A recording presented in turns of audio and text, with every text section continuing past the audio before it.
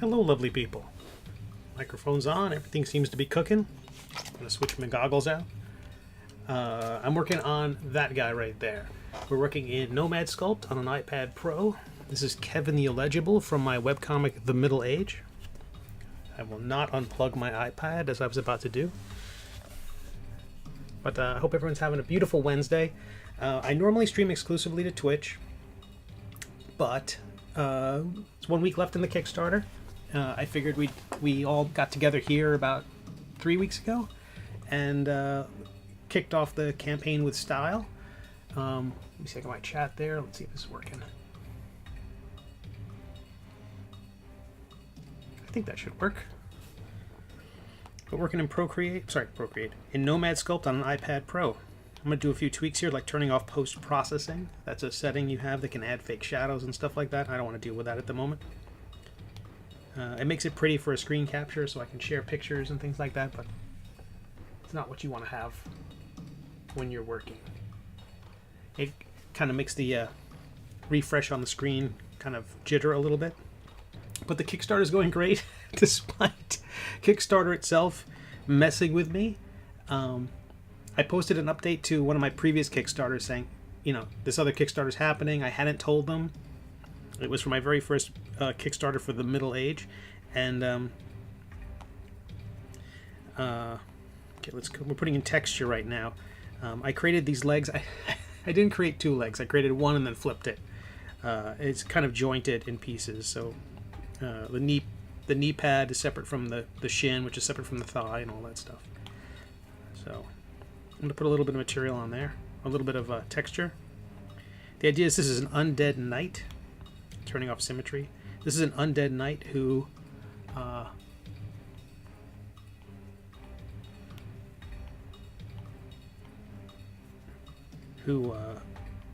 appears in the webcomic, and his armor and everything needs to be corroded. So that's what I'm working on. But hopefully folks can see. I don't think I got the chat up here. It looks like we got somebody here on Facebook, maybe someone there on the YouTubes, can't quite tell. Drawing with chat. I think that's the chat, so we'll see what happens. But it's exciting. The Kickstarter has a week to go. We hit our goal pretty quickly, and yeah, I'm super happy.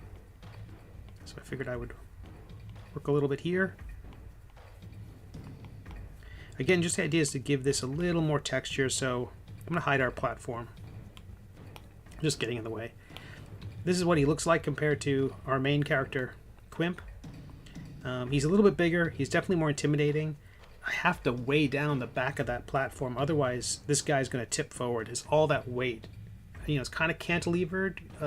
You know, it's kind of I'm hoping that the base is enough, but I really think I have to put a ton of stuff on the back just to keep it from tipping. So I'm going to hide Quimp and hide the platform so I can get in there and work. But that was my behind there on the right. You can see the sketch I did first, and then once I had that sketch, I just gone into Nomad Sculpt and I've basically start with a balloon animal, put in spheres where I think things should go, and now I'm putting in this texture. But the Kickstarter campaign, if you're not familiar with it, is I'm making minis, little miniature sculpts of the figures that I've sculpted here on the stream, both on YouTube and on Twitch, and occasionally on Facebook. And so we're making these. There's a casting company that's putting these together called Trenchworks. They do stuff for, well, they do a lot of stuff. Hey, LJ, nice to see you. LJ on YouTube. They do wonderful work, and I was so impressed with the sculpts, the casts that they had done. Just gorgeous. So there's quite a bit of differences here, LJ, from what you might have seen on yesterday's Twitch stream. I created this kind of armored legging, these armored leg plates.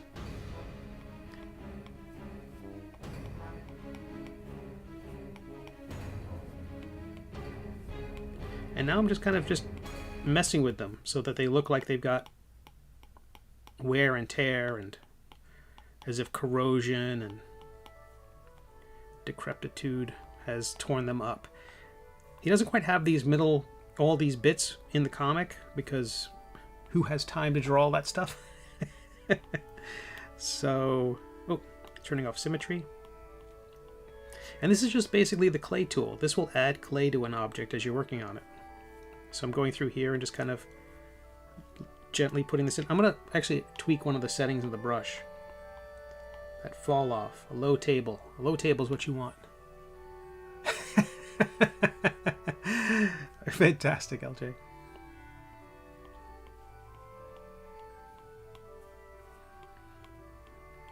So, Kickstarter was messing with me. I finally posted an update to the first volume of the Middle Age Kickstarter, thinking, you know, I haven't told people about that. Let me tell them. And,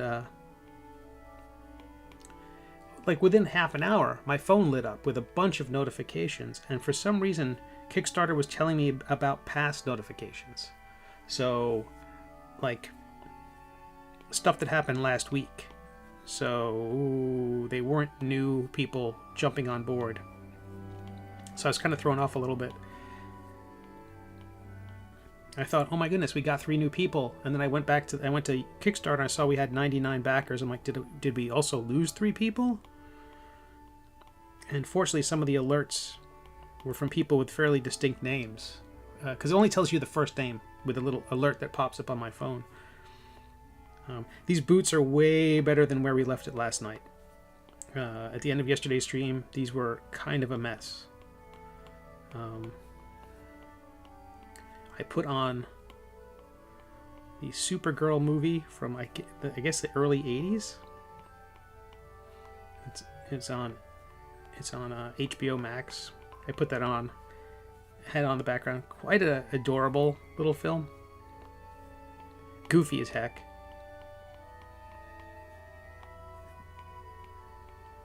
Peter O'Toole is in the first 10 minutes of the thing. Just chewing scenery. Facebook has a slight 3 to 4 second delay. That makes sense. But we have 0 drop frames. So Restream tends to be apparently is pretty good about this stuff.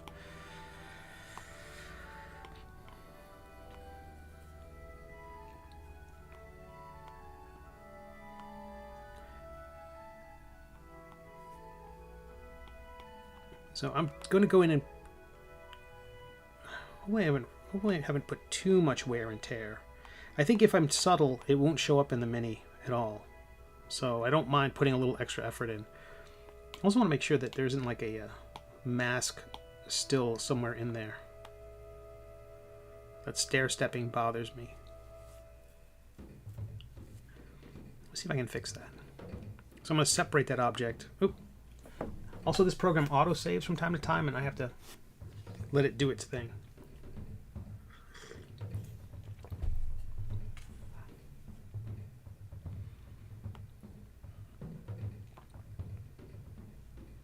Let me move this leg up just a little bit.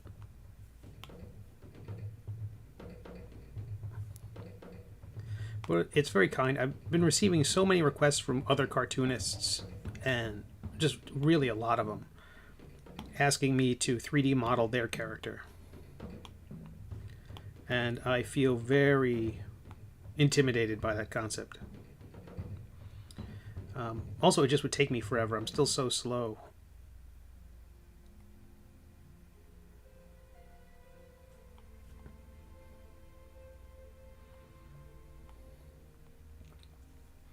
Okay, with that separate, I'm going to use the trim tool and the lasso. We're going to cut a couple of notches into this thing, as if a sword hit it, or like a stray arrow or something just took a notch out of it.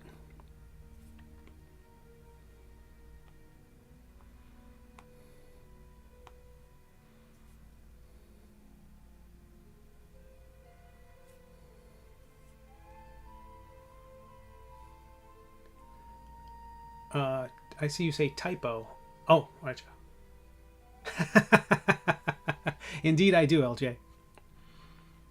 But it was 1 week with 1 week to go on the Kickstarter. I figured pop onto Facebook and YouTube, do a little bit of streaming, and yeah. As long as I'm working on this webcomic, as I told them, as everyone has reached out and said, hey, will you model my character or create my character? I was hoping that when they would see these sculpts, they would be inspired to, you know, if I can do it, anybody can do it. Also, given that I've only been doing this for 5 months, maybe. So it's not like there's a... I mean, you pick up a lot really quickly.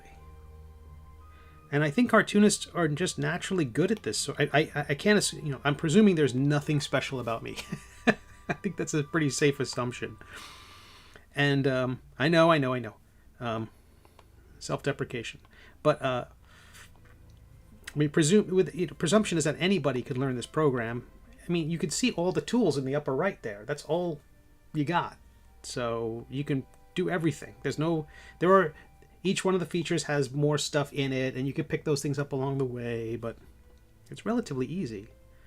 So I'm going to put deeper grooves in as well. Let's use the, where are we? The crease tool. And I'm going to, again, look at custom for this kind of function, like a low flat table. Those are my favorites. Oh, too thick. I'm going to thin the radius, but increase the power so that the intensity, so it cuts a deeper groove in the... So that's where a sword had cut into this character.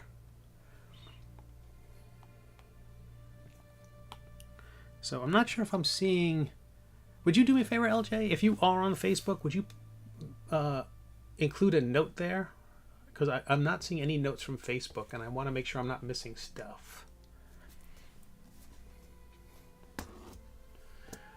Let me pop over to Facebook myself. I wonder if it'll show me talking to myself. Okay, we got some likes, but I'm not missing any comments. It seems that's good. That's what I was worried about. Okay, we got some likes, but not no. Perfect. That was my worry. Okay, and we're back.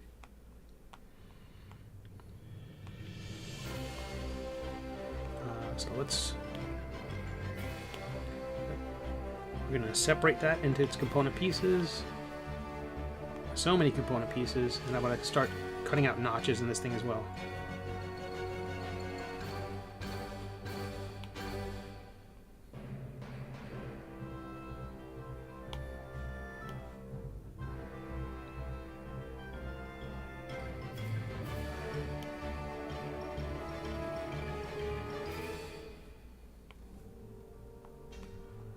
But yeah, as long as thanks, LJ. I appreciate that.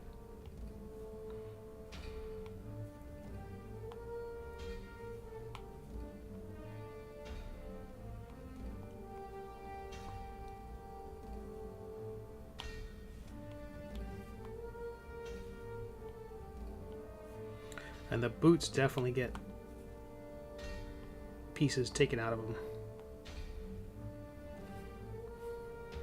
I looked at a bunch of boots, like Dr. Doom's boots and various armored boots. There's a LARPing armor company called Arm Street, which is a Ukrainian company, and they are fantastic.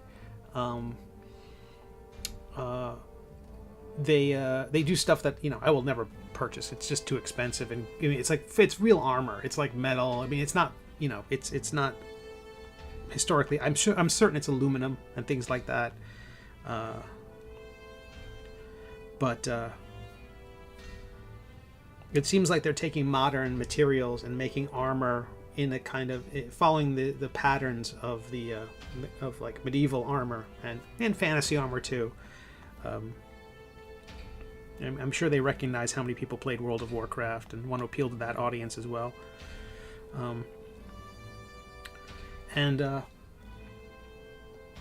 I looked at some of their boots and things like that as well, and used that as kind of inspiration for how I'm building these. Foot shin. This is all the right foot. I just started naming everything based on camera view from the front. I'm going to hide my reference, get that out of the way.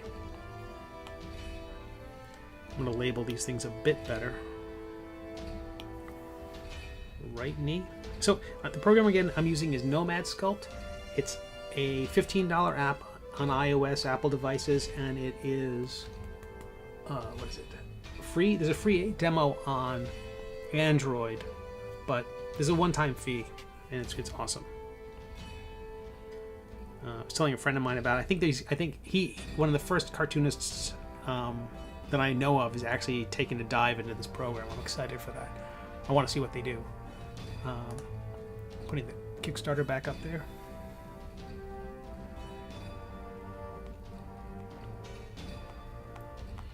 But I figured people might want to see how these models come together.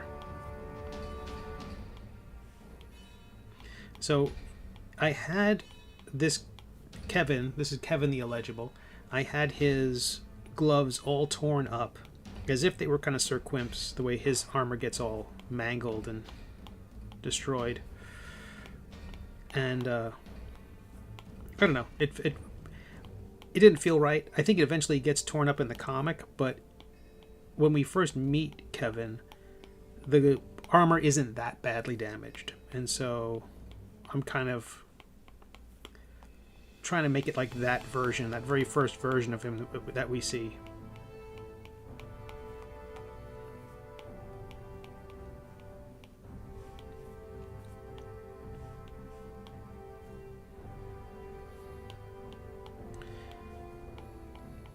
And normally my goal would be to make this, everything about this smooth and cartoony, but because he's undead, I wanted to have all this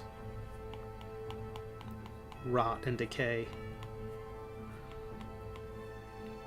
And I'll go back in there. I'm you know, that's not how the hand would look, but the sword goes in there, and I really want the pieces to overlap in a good way. Oh, I have to separate this. This is going to be a mess.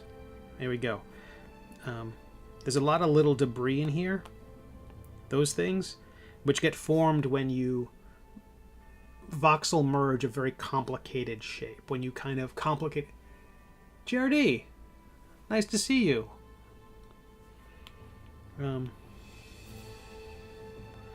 Okay, so that figure is... That's just that. Good, good, good. That means I could delete... I think I could delete all these other pieces. When I was building the Waddle Bottom figure, who's a duck with all those feathers, it created tons of debris, which I had to then delete this way. Until I learned to do this, I was mushing those back into the main pieces. Eric! I can stream elsewhere, I just can't simulcast anywhere else. That's the challenge with Twitch. They say, you know, basically you stream elsewhere, but you can't... For the stuff I'm technically... affiliate, you know, if people are subscribing to me on Twitch, I just can't put it on other platforms. You know what I mean? I think it's, I don't like it, but I understand that it's reasonable. But what I was saying back when I was arguing about this whole Twitch affiliate, non-affiliate, exclusivity, not exclusivity, the whole thought was, well, what happens when I launch my Kickstarter? What do I do when I want to talk to the 1,400 subscribers / followers over on YouTube, or my kind friends on Facebook? So, you know, do I ignore those other communities? It's a devil's bargain. But oh, what is that?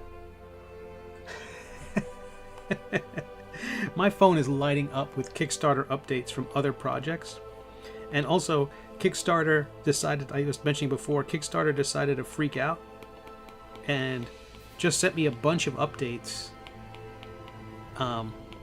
to pledges I received and backings, I guess is the right word, backings I received last week. So suddenly my phone lit up with 3 or 4 new people backing the project, and I'm like, that's great. And I checked out the page, I'm like, no, we're still at 99. What happened? Did 4 people sign up and then 4 people drop out? What's going on? And apparently it's just a backlog of messages that's finally hitting my devices. Good news, false alarm. Good news, false alarm. And so normally I'd be smoothing a lot of this stuff out, but because the point of this is decay and, you know, all the mileage from this figure. You know, I kind of like to leave all these bits of torn, messed up quality to it. Another thing that I did from the stream yesterday, not during the stream, but afterwards, something I was talking about doing, was the sweep of the cape. The original cape didn't have that swoop to it, and I really wanted to have the motion of the figure. You know, you want to feel that that arm is pulled back and the sword is pulled back and all that stuff is pulled back, and that the cape should tell that story. And so I did that. So that swoop is there, and I really like it. The big problem with this figure, as I've mentioned, is the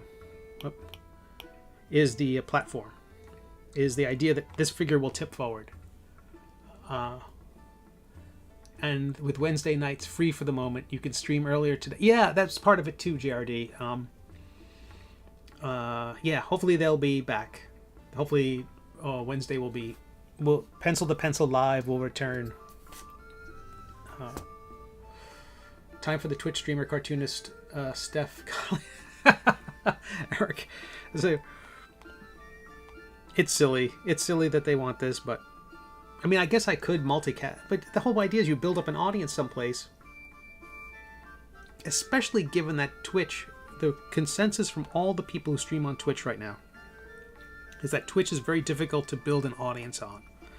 So you want to build your audience elsewhere and then bring it to Twitch. And if they don't let me build my audience elsewhere, it's really a terrible catch-22. Because I know people followed me from YouTube to Twitch, and that would keep working if they let me, but I don't know. Maybe I shouldn't have been affiliate. Should I unaffiliate myself again? The poor Whiplash. Kickstarter notifications. New backer Gary. I don't know if that's new or if it's an old one. We'll see if the screen below updates at all. Can I refresh that? It could be an old one. I'm not even going to trust it anymore. Mini's Kickstarter. I'll hit the refresh button. Because that really is a web browser down there. Yeah, I think that's going to be old notifications. So I'm going to be having heartbreak throughout the day.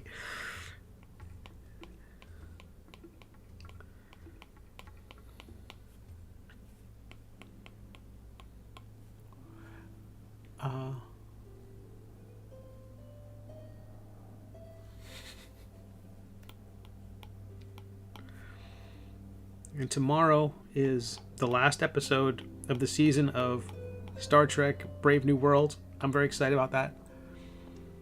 The most important thing about streaming on YouTube right now is that NPC better show up. This is all for Siobhan.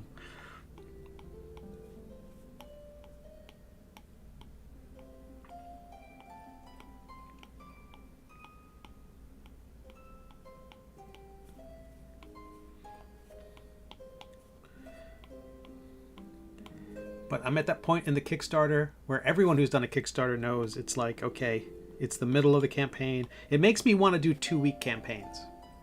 You know, I'd much rather promote the thing for a month and get the people notify me when this thing launches, and have a much shorter campaign. Because it's just the part in the middle that I go nuts.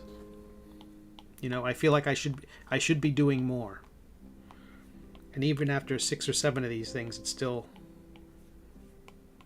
a little cuckoo bananas.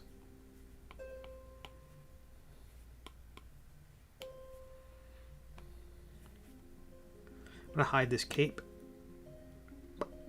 Oh wait, I can. Oh, that's great. I can show everybody. Okay, that's the top view. I think I have the old cape here.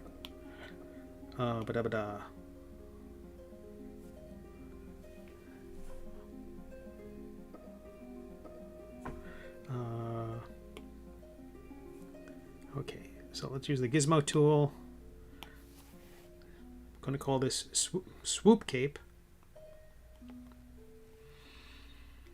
And we're going to hide swoop cape, and I will show you the previous cape.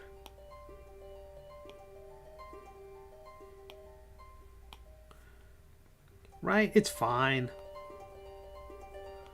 I loved it. I thought, oh, this is great, you know, but where's the swoop?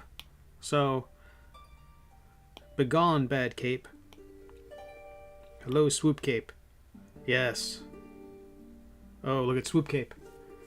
Cuckoo bananas would be a great drag name for you. Thank you. I appreciate that, Charity. All 3,000 feathers.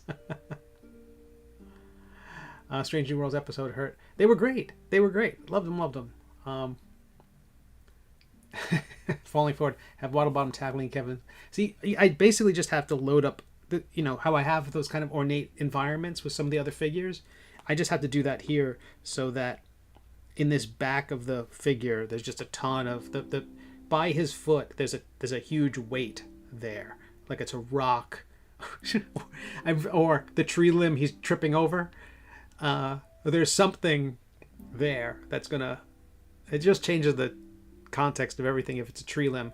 But I have to put something heavy on the back by that foot. Let me mirror my body language so that the whole thing just doesn't tip. Oh, my camera's angled. Little Dutch angle. Make me look like a villain from the Batman movie. The old classic Adam West Batman movie. Okay, so right now we're still just going in and adding decay to everything. He needs a belt buckle. I wanted to give it like a classic Wally Wood belt buckle that looks like a skull or something, but that's a little too on brand. I feel like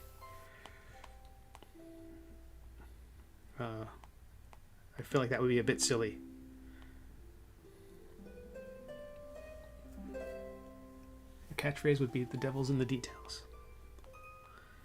It sends this 3D model, this illustration, in a whole new direction. It would be Brazos.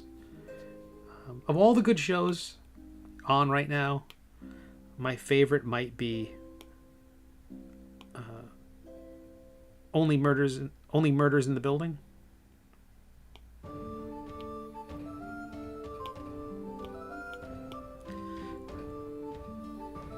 Alright, so I'm going to select that and the shoulder pad, and we're going to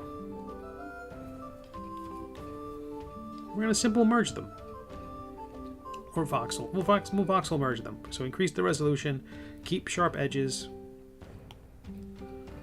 and that turns them from being multiple individual objects, unless I don't want to paint myself in a corner, but I feel like that's fine. Even if some of them are a little... Do I need to add a couple more? Like down there? I kind of think I do. Dag nabbit. Okay. This program also offers 1,000 levels of undo, and I use all of them. I don't let any of them go to waste. The buckle should be fully...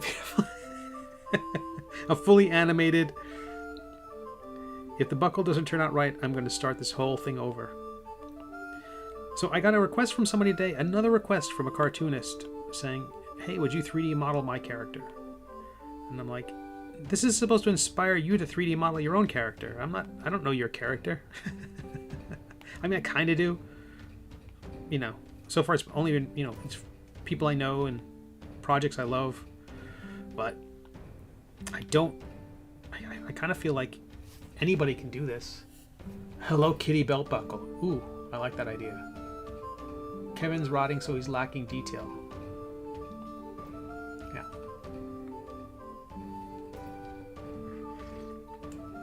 I keep seeing people on Facebook log in, pop in, they pop out.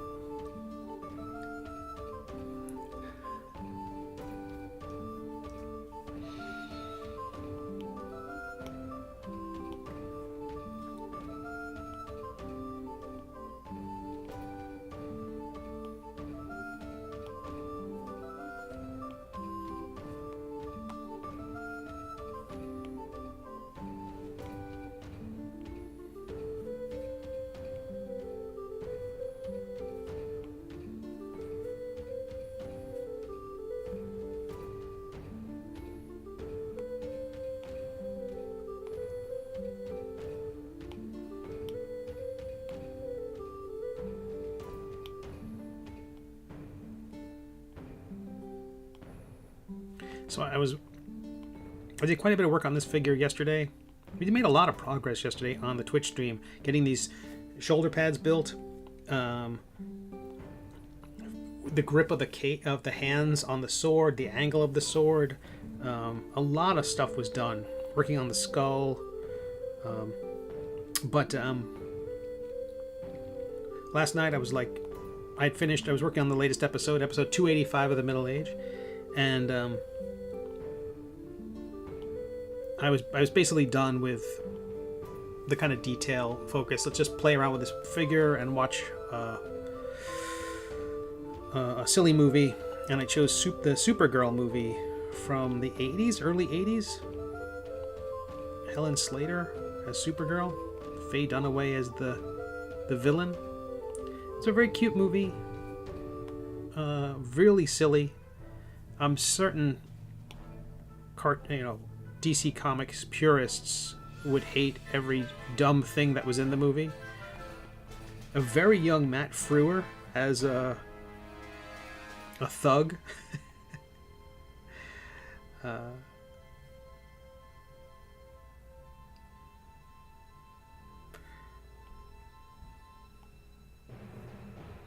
They had to do that. For some reason, they had to do that dumb thing where, you can't do a superhero movie without having a damsel walking down some alley and thugs come out of nowhere. I'm looking forward to turning that dumb trope on its head. Okay.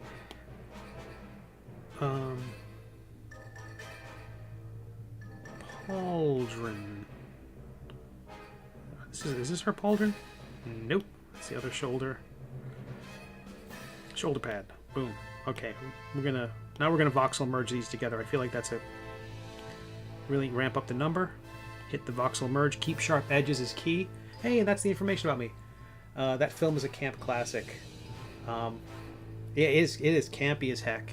Adorable though. There is that thing that most modern DC movies lack, which is the fact that this character's happy.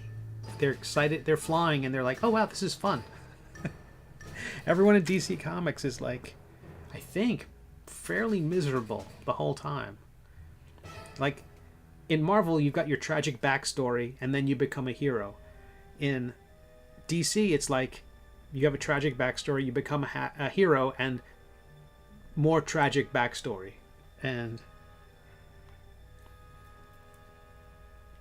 I think they need to make a DC movie with no plans for a sequel. They have to make one that's just a standalone thing. We think they're never going to let us make another one. A Guardians of the Galaxy, an Iron Man. Even the Captain America movie. They might have wanted to do more, but I don't think they thought they would for sure. DC is starting each one of these like, oh, we're definitely going to get a sequel. And you can tell they're holding back. Like Green Lantern. Ugh. That was the worst offender. But at least I think it was a little joyful. It had some fun in it. But, geez Louise. I know. I'm only complaining about that because all of the other world's problems are solved. Because we've got everything else figured out, it's okay to complain about DC movies. I wonder... I'm taking that back. I'm undoing. Oh, 1,000 levels of undo. I am not going to voxel merge these yet. I'm going to simple merge them. Because I noticed that as I was doing the decay, as I was adding the decay, it was treating that, because it was a single object, as I cut into it, it was cutting into multiple pieces at once. And so the intersection of the objects were also being cut into. I think if I simple merge, I think you'll see what I'm doing here.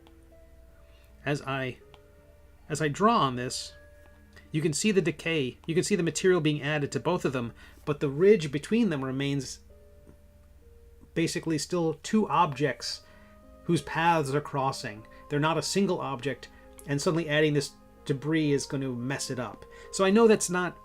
If it were truly a fused object, me adding this material to it would have the second effect. But I think the second effect is ultimately less cool.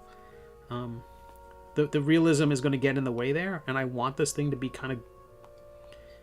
I'm not creating realistic anything here. This is all goofy.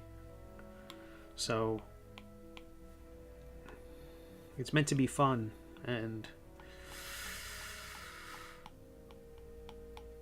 And so I also like the idea that the spikes are clearly distinct things. And I think if I mush them together and then start doing all the processing I'm going to do, eventually they'll get worn down. Which, again, could be realistic, but I don't think it's going to be as cool looking. I do like the idea that this character is scary looking. For my comic. There's almost nothing scary in my comic. But I do like that he's a monster. Or at least he's monstrous.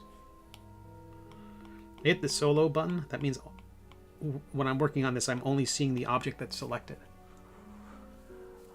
Frank Miller ruined comics. It's less his fault than less talented imitators.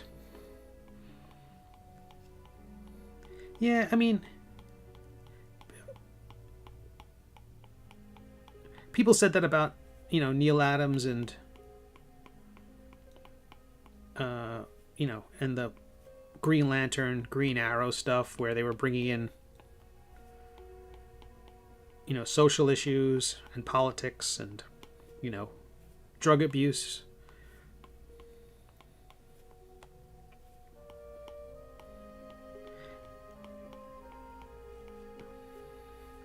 I don't know, because I think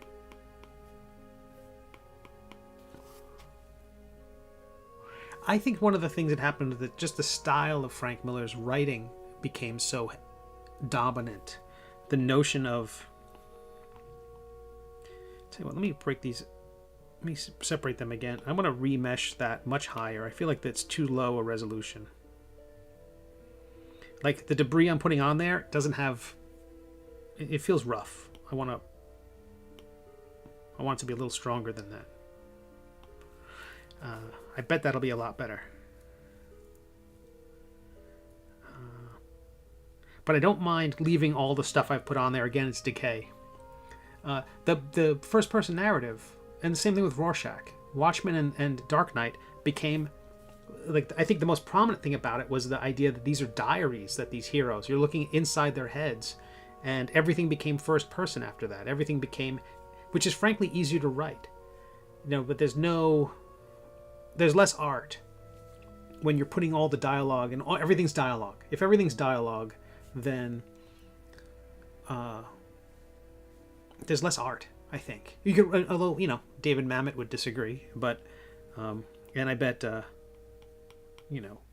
West Wing guy would disagree. But there's just something about artful narration and a clever turn of phrase. But if everybody's got the same, education level as the writer, you basically have you kind of cap out. The smartest person in the story is as smart as the writer, and all they can do is make dumber characters. I think there's a challenge when that's the case.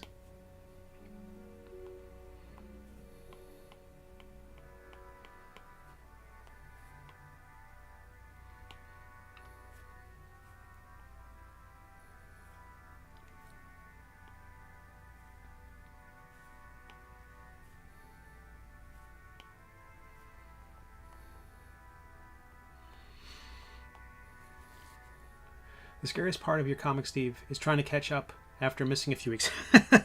I do have if you're reading it on the website, I do have a previous episodes list where it's just a list of all the episodes. So if you remember roughly the title of the thing, you can go back a bit.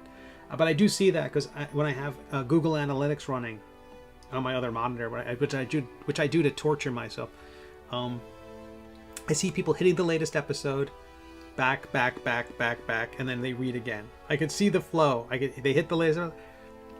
I don't know. The only other choice would be to have some sort of bookmarking system or more cookies or something like that to keep track of where people left off. Or it's all a trick to get people to buy the book. It's all part of my scam. I was looking at that company Mixam JRD. I really like that. I can definitely see using them in the future. I can't ever imagine coming up with a product worthy of a bookmark, but I love that they have that.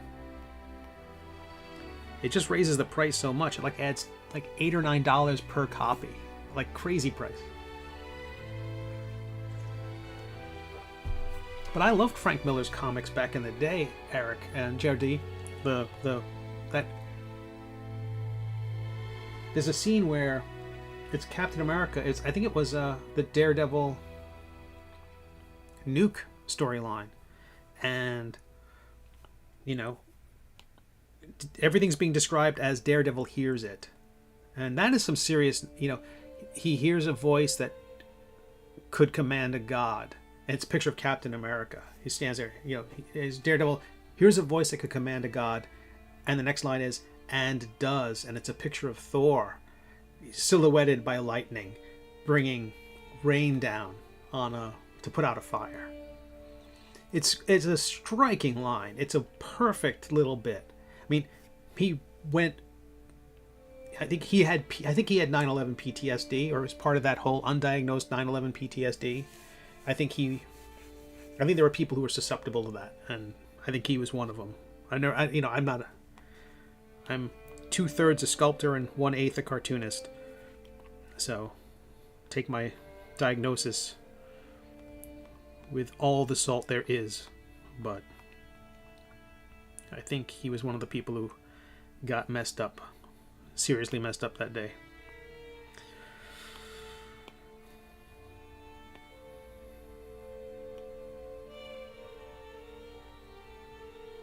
Okay, so we're still going to do simple merge. I'm not going to merge that thing together just yet, because who knows what more damage I want to do to the thing. But, alright. But I'm rambling, like I do. Let's see the names of these things. Get them out of the way of my list. That's the right hand and the mesh. They go together. We will voxel merge those together. High number, hit the button. And I've earned some coffee. But thank you all for being here. The Kickstarter's going great. We got 1 week left. I think I need to send an email out to my mailing list. So if you're on my mailing list, expect to see a little bit of spam today or tomorrow. But I think we may. I'm a little less confident that we'll unlock Waddle Bottom at this point. It's still possible. We have a week left. And the thing is, Waddle Bottom is an add-on.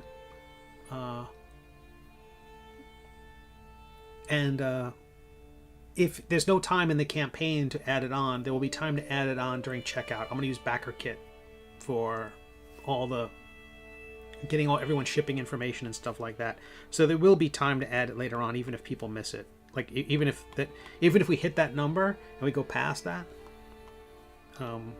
if we unlock that, anything we unlock, people will be able to add during checkout. And other stuff too. I was thinking about those My Prancing Pony coasters and things like that. You have to understand the context when Frank Miller arrived on the scene when he debuted. It was very different, and new stylistics shook things up. New styles shook things up, whereas what he did became very comic. Yeah, that totally agree. Bringing that noir influence.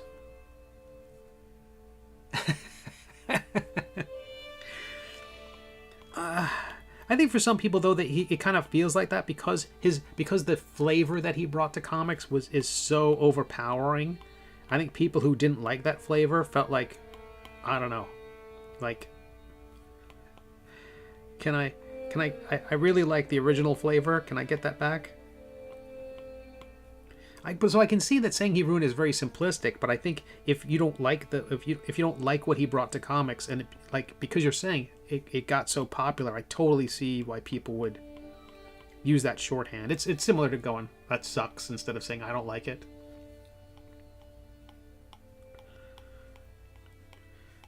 Because I always read a lot of those comments. People say it sucks, it was ruined, it's a slap in the face. I kind of add in my head there's a silent to me.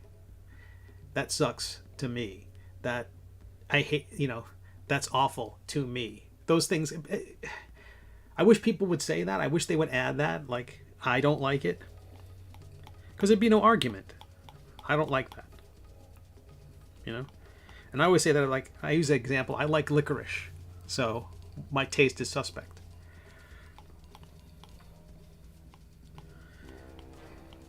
But I do think something that could help get a few more people to my Kickstarter would be, I do want to get that YouTube video up there. I want to get 284 out the door, and then I want to get a new YouTube video up. And, talk about my Kickstarter in it.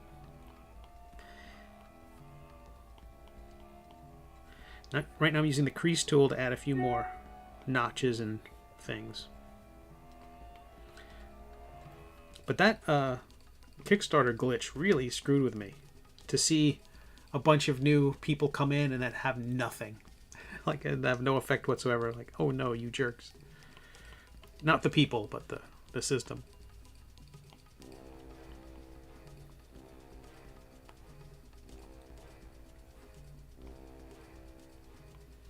I did see a new Kickstarter today from a company that just makes minis, it looks like. I love what they did. I love the design. They don't have like a webcomic that they're basing it on or anything like that. They're just doing they're doing beautiful sculpts. Very inspiring thing and very inspiring stuff. So I think I should look at that before doing the next mini Kickstarter. James, how are you? The Kickstarter glitch was that earlier today, like about half an hour before I started streaming this stream, my phone started lighting up with all these different Kickstarter notifications. 25 minutes ago, Gary pledged, and he didn't. Well, he did. He just did a couple of days ago. So I'm getting notifications right now for pledges that happened previously. Normally it's live. Like if someone pledges right now, my phone will ding. Or at least it had been that way. So I'm not sure if their system's backlogged or if I've tweaked something, because it was coming in on multiple devices. So I'm thinking it's their system and not just one of my devices. So that was the glitch. It was more like their system breaking my heart a little bit. I'm just tucking some of these pieces. Like you can see a little bit of the tabard there poking out. I'm just going to bring that back in. None of that will be noticeable in the final print because everything will be made of the same material, but people will definitely survive a marketing blitz. I don't think I would. I know everybody wants to get the Waddle Bottom thing unlocked. I know people would love to see that. If Waddle Bottom doesn't get unlocked, he'll be in part of the next Kickstarter campaign. So he will appear. We must have him. And it's just a test. I probably should have set the goal lower. Oh, symmetry's on. I don't want that. Okay, belt buckle. We could do a belt buckle. Just the state of Texas. Oh, I didn't put any notches into this. Let me break that up. Oh, I still have to do that lower leg. Oh, there's always more to do. I think it's gonna be a lovely piece, though. I think it's crazy. Again, I was looking at minis, and they don't build things like I do. They don't put these hollows. You can see that space between his arms and his body. You can't pour plastic that way. You have to make the hands and the sword a separate thing. You can't make a single piece. And a lot of people like a single piece. They want to get it pre-assembled. They want to take it out of the box as a complete thing. But who knows? Maybe pricing will come down. Eventually I can have color figures made. When the middle-age movie happens. Tell you what, let's do some work on his back. I have no idea what's going on back here. I just kind of roughed it in.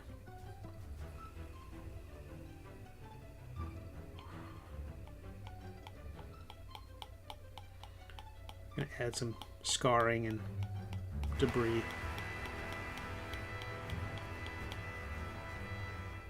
Did it ding? No, LJ, it doesn't. It doesn't, it's not, the system won't tell me if someone cancels their pledge. It won't ding if someone cancels a pledge or modifies a pledge, only when a new pledge comes in, which I think is a healthy thing.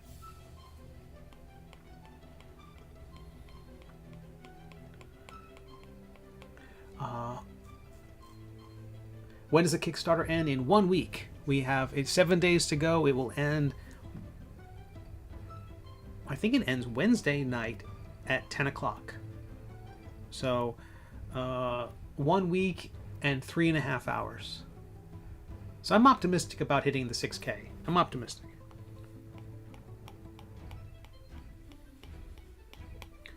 For a little while there, I thought we might hit 8 for the Intoximancy book, but you know, if it doesn't happen, it doesn't happen. You can see kind of I use the crease tool to kind of rough in some musculature, and a lot of this basically gets hidden underneath the tabard and stuff, but I just needed it there to kind of, just for my own sanity, to know, okay, because the key is I really didn't want to have a figure. I don't like having figures where a cartoonist, Chris Bailey, who does stuff on my art gallery part of the broadcast when I step away, and he was always big on the figure twisting, because a lot of cartoonists used to look like John Buscema. They would look at figure skaters when they're turning their corner, like in their skating, and their body's low and arms are up and the body is just fantastic. And then when you draw things, a lot of people just draw a very stiff figure. The head will be at a right angle, the shoulders will be at a right angle, you know, horizontally to the horizon. Okay, horizon. Everything is very straight and 90 degrees. It's stiff. And so I wanted this figure to really be leaning forward, looking over his own shoulder. You know, his head is smaller than my gigantic noggin, and with the arms back and the cape sweeping. But the thing is, to have the legs moving forward and to have the shoulders at that angle, the torso really has to twist. You know, my arms are moving back, but my belt buckle isn't. So the center of my entire upper body has to go at an angle, has to twist. And so I needed to draw that in there to make any sense of how to sculpt this guy. So that's why you see, clearly this part here should have been maybe straighter, but I knew it was going to be under the tabard. So why would I add all that stuff if it's going to be under the tabard? So I'm just putting in this where we can see the figure. I want to put in this rot and extra material, and I'm going to go back in with this clay tool and hit the subtraction button, which actually digs into the figure as well. I think that'll be nice, but for right now I'm just kind of layering stuff onto him. Also, it's a great excuse to kind of reinforce the lines we were talking about. So any cuts that I put in them, let's put one in here now with the crease tool. Like, it just follows the twist. So whenever I put these lines in, I'm going to want them to follow the motion that we're building here. I still want to follow the musculature, like the obliques and stuff like that, but it's cartoony, you know. But the motion's more important than anything.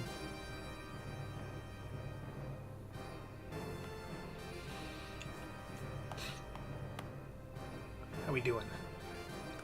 So, again, my Kickstarter's got 1 week to go. The URL I'm going to put in chat here. I think it should be clickable on the YouTubes and the Facebooks. It is bit.ly/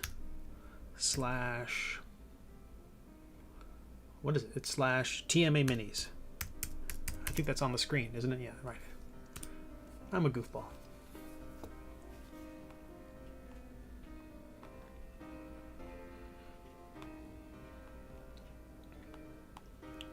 But I'll likely stream a little bit later over on Twitch. Again, just because it's 1 week out from the campaign. But I do have a lot of work to do. I thought it'd be nice to pop over here and just say hi to everybody.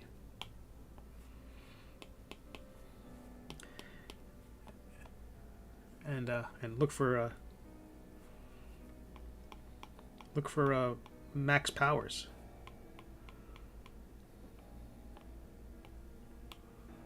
Let me turn off symmetry. I don't want that right now.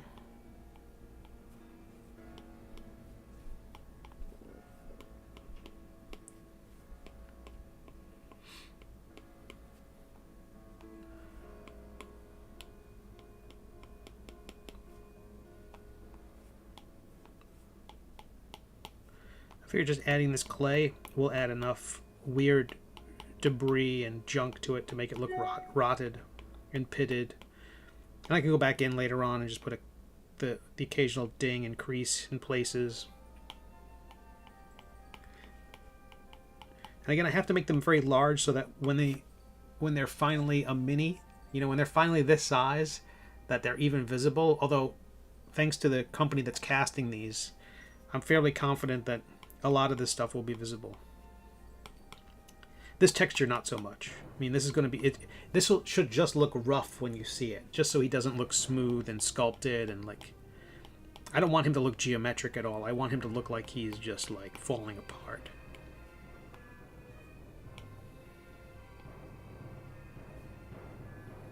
I was afraid of that.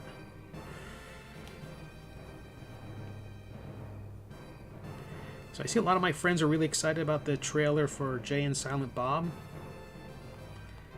I'm just feeling very old. They're... A lot of the cast looks like they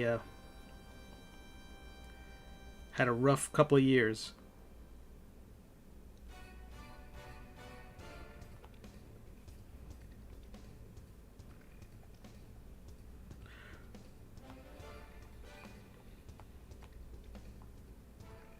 I think we all had a rough couple of years, but I think they took it hard. They really did.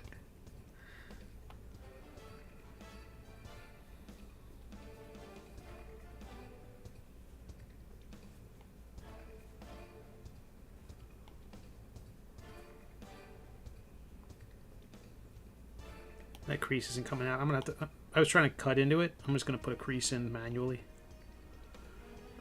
Let's see. Yeah, there's more 80s comics and Miller than my blanket statement. There's another Clerks 3. The trailer dropped today, and it's I don't know. The gentleman, the entire cast looks like in like an AARP commercial. And they're all doing kid stuff, like playing hockey on the roof. And I'm like, what am I going to do? How do I judge anybody? I can't high road them. I'm drawing comics, and I'm an old geezer. Oh, something lit up. 3 notifications. These are all updates from other Kickstarters that are happening right now. Oh, well played, other projects on Kickstarter. And that's exactly what I don't want to do. I don't want to update my Kickstarter and just break the heart of all the other people running one right now. Somebody's like, oh.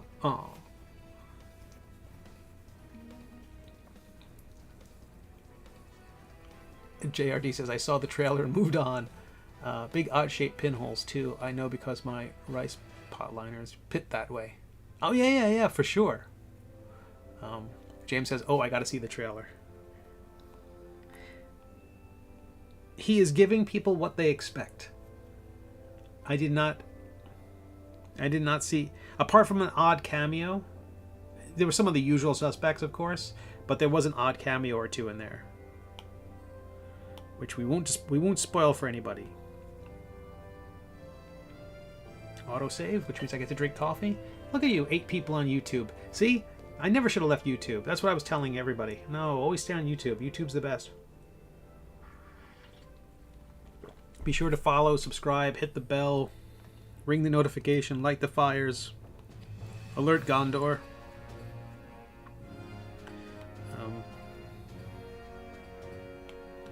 Mobilize the forces of Rohan, whatever you have to do. Oh, that didn't work out. I'm going to separate these pieces. I'm trying to move that bit of the heel to reveal more of that disc. And then whatever that is, oh, that's the main part of the foot. I'm going to tuck that in as well. Does anybody care about that? I don't know, but I do. Merge all those together again, simple merge. And now we're just going to add debris. Turning off symmetry. It will not be embedded into the surface like this. I'm going to have to tweak stuff. Maybe elevate the whole figure off the platform. But I'm going to put like rocks and stuff. Like I was mentioning, I really have to weigh down the back of the platform for this to work at all. Alright, I'm going to separate them and we're going to modify them individually.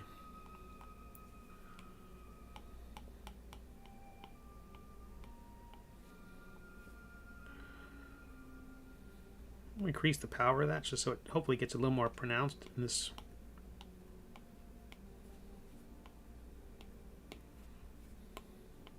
If you want to see how, again, I'm working in Nomad Sculpt on an iPad Pro. I started this process on Twitch, which is where I normally stream on Tuesdays and Thursdays. I will be streaming there a little bit later on.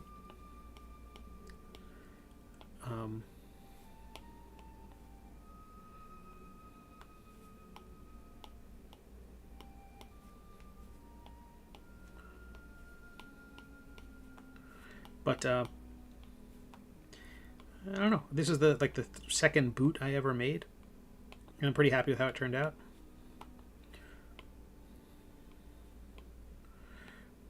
One of the first ones I did for the previous figure of Quimp, it turned out so well. I'm like, oh, I never want to create another one. But it's a little too early in my career to just in my 3D modeling career to start reusing elements.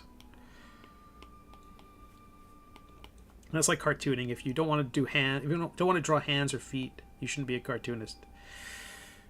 I know you don't want to. I take that back. But if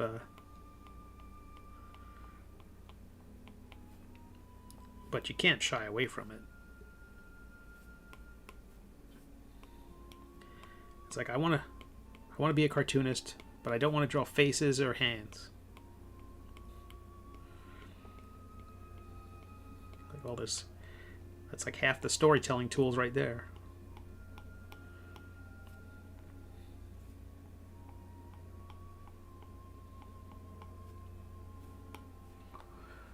Wouldn't his foot bend a bit? Oh yeah, I would. I think. Unless it's on some sort of starting block. So, fortunately, the pieces are... I should be able to mush things a little bit. But, also, the straighter that foot is, the more it will look like he's launching off the ground. Like in a perfect world. In a perfect world. Let me, I have two things labeled sphere, and I don't know what they are. Don't say spheres, JRD. Oh, I see a sphere. Look at that. That must be one of the spheres that I used to create the cape. But like...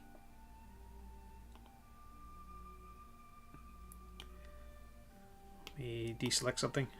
So the idea would be that his foot... Oh heavens! I have to merge all that again. Foot. I don't want the shin. I don't want the ankle. I don't want the side nubs.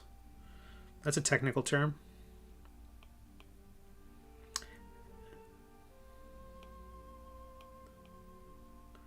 It's also why I am not in the medical field. Simple merge. Simple merge.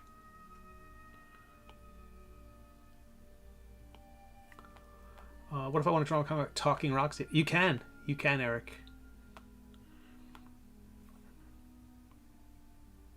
And stick figure comics work too. It's all about the idea. I mean, if there's a Talking Rocks comic in you, by all means.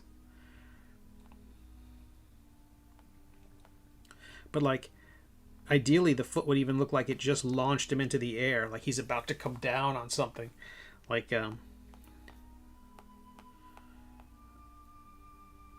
But again, that just means there's more stuff that I have to build to support the figure back there. So I think, looking at it from the left, because I have not rotated that foot at all. I've kind of left it alone as best I can. I mean, I've kept it along the front facing 90 degree. So like basically we're hopefully looking at the front. I haven't rotated it. Like I rotated the back foot here. Like that, this foot, I rotated it out a little bit. So it was out like that. Just moving it a little bit out like that because if you're running, that's what it would happen. And it kind of gives it more life. Again, 90 degree angles are terrible. They're boring. Sorry, Mondrian. Mondrian burn. This channel's not afraid to take shots at Piet Mondrian. That's what we do here. We take no prisoners.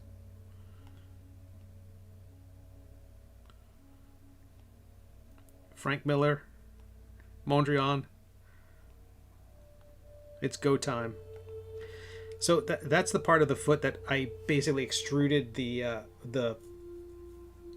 front of the foot, the front of the armor from. Okay, what do we got here? Let's see if I can move this up without having to cut the dang thing.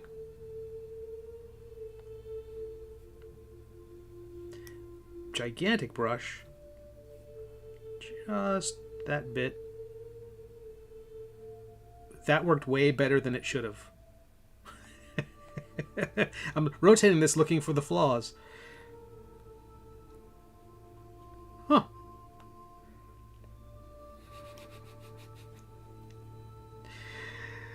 I am surprised that worked. Oh, no symmetry. Well, no symmetry. A little symmetry. I don't mind bringing it in both sides. Huh. Huh. All right. I'm going to get rid of that extra bit there. I don't need that. I don't think that will bite me in the butt later on. The trim tool, look at it from the right. Using the line tool, we're going to cut... Oh, heavens, wrong way. We're going to cut it that way. Everything that's highlighted will vanish. Boom.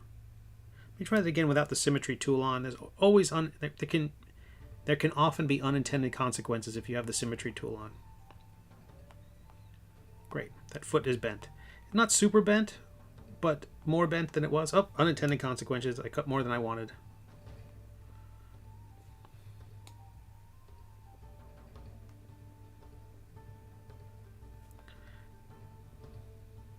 I basically just don't want any of it poking out under the bottom there. There we go. How we doing? LJ. I think having him trip on a cow head.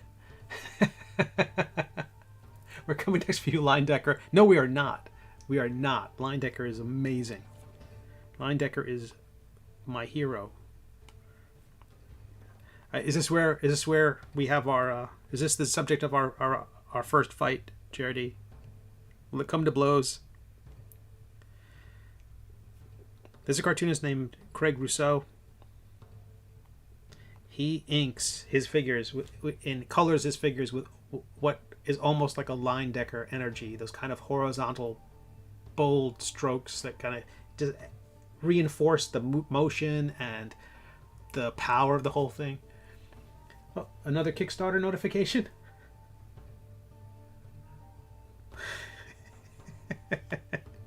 Just now, Brad.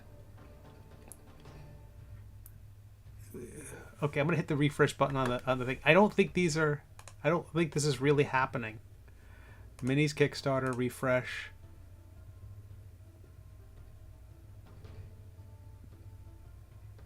This is fascinating that this is happening. I wonder if anyone's talking about this on Twitter. I wonder if anybody else is running. All the people running Kickstarters right now are. I'm closing out of the Kickstarter app.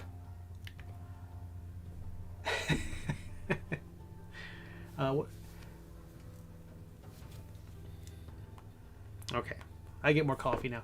All right, Facebook people, thank you for being here. It doesn't look like we have anybody on Facebook. For all I know, the URLs that are on this screen are enough for Facebook to say, hey, let's not show that to people. You're telling people to go elsewhere. Or they recognize the word Kickstarter and that's a a thing that makes people violently ill. But Kickstarter people, you're fantastic. But Facebook people, I'm going to log off. We're going to stay on YouTube for a little bit longer, but I feel weird streaming to Facebook if no one's going to be there. So Facebook people, if you're there and you're not being recognized right now, I apologize, but I blame the system. But you're lovely. Check out the Kickstarter. Minis from the Middle Age, and YouTube folks, hang out for a bit. All right, and we're back. Okay, so I thought they'd never leave.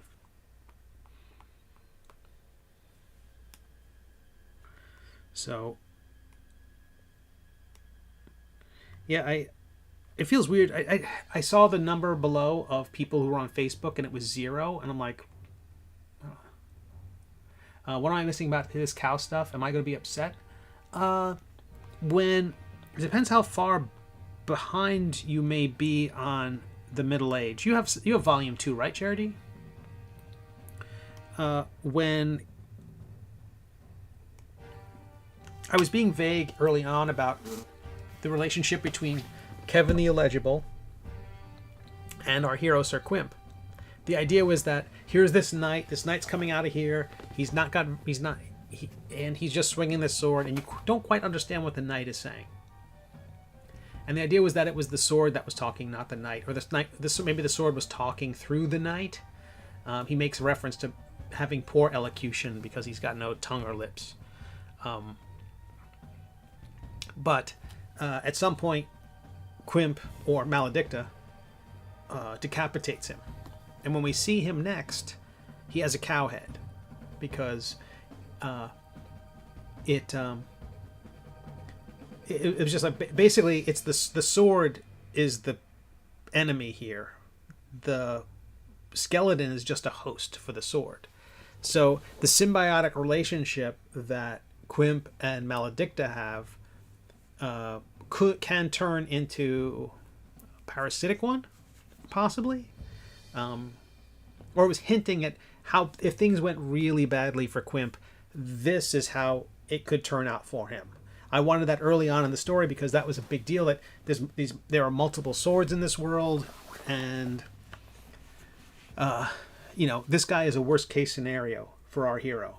But I don't want that to register because, again, Quimp doesn't know that he is in that situation just yet, and revealing that over the course of hundreds of episodes, spoilers, was interesting for him. I still think, again, I don't mind spoilers that much because I think there are just so many in this story. I think about that with M. Night Shyamalan. I don't know how to say his last name. That a lot of his stories have a single twist, and that single twist makes rewatching it once somewhat interesting. Because you can then rewatch it from the perspective of the new information you have. But I think if there are multiple twists and multiple characters learning the thing, then you can rewatch it and reread it again and again. I would bet I would bet that DVD sales of M. Night Shyamalan films are abysmal and abyssal. They are abysmal because they lack rewatchability, because once you get the joke or the twist, okay, whereas the ending of Citizen Kane, people joke, spoiler, but that doesn't ruin anything. You could rewatch it again and again and again.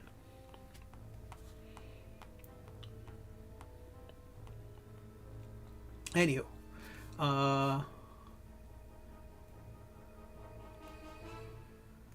did you clear?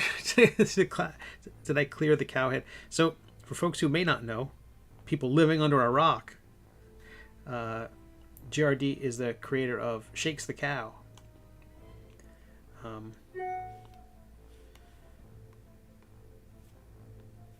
And other books. And so I'm clearly working his side of the street when I have a character with a cow head. Oopsie-doo. Not what I wanted. Undo. With the trim tool with a lasso, we're just going to cut out a portion of the bottom of the... Oh my goodness. We do have a little bit of the foot there sneaking through. Separate. I'm going to fix this by dragging that down a little bit, just a little.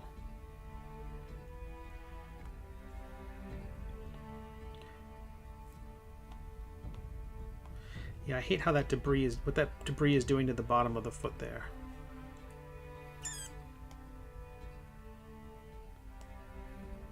I don't mind if the bottom of the foot is creased and has cuts and things like that, but I don't want it to look as decayed as the rest of it, because I just think that it'll if it loses too much definition, it's not going to be as good. I am going to slightly drag up the interior there so that it tightens up the hole. I don't want there to be a gap in there. That could make any kind of hole or gap in the design can make 3D printing or casting this thing a nightmare. Or more of a nightmare.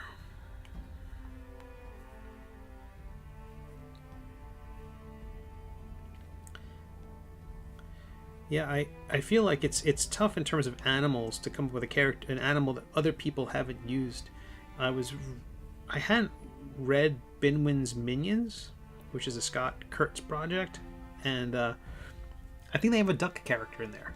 And suddenly I felt like, oh no. And then it turns out like Terry Pratchett's got one, a bunch of people have them. But it's sort of like a good argument for making sure you read lots and lots of stuff, so hopefully you don't steal, or hopefully you don't, have the same idea. Or if you do have the same idea, at least you do it, to do it differently. So fortunately, I haven't seen a duck character with a crown on his head.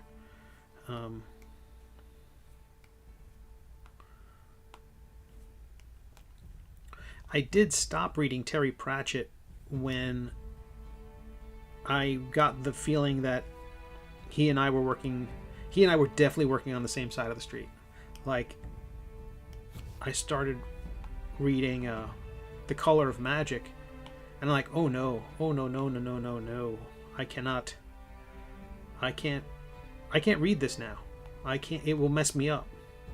It would change how I write. It would make me second guess so much of the story, because so much of the story is already written, and there's a lot of overlap already. We clearly think the same things are funny. He's a legend and I'm a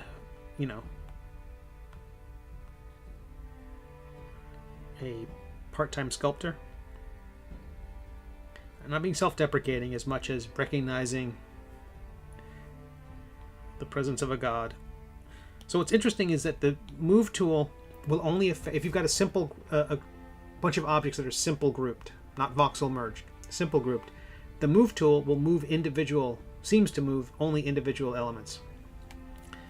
But didn't mean to tap that. But the drag tool will affect. Oh, I don't want symmetry. The drag tool will affect.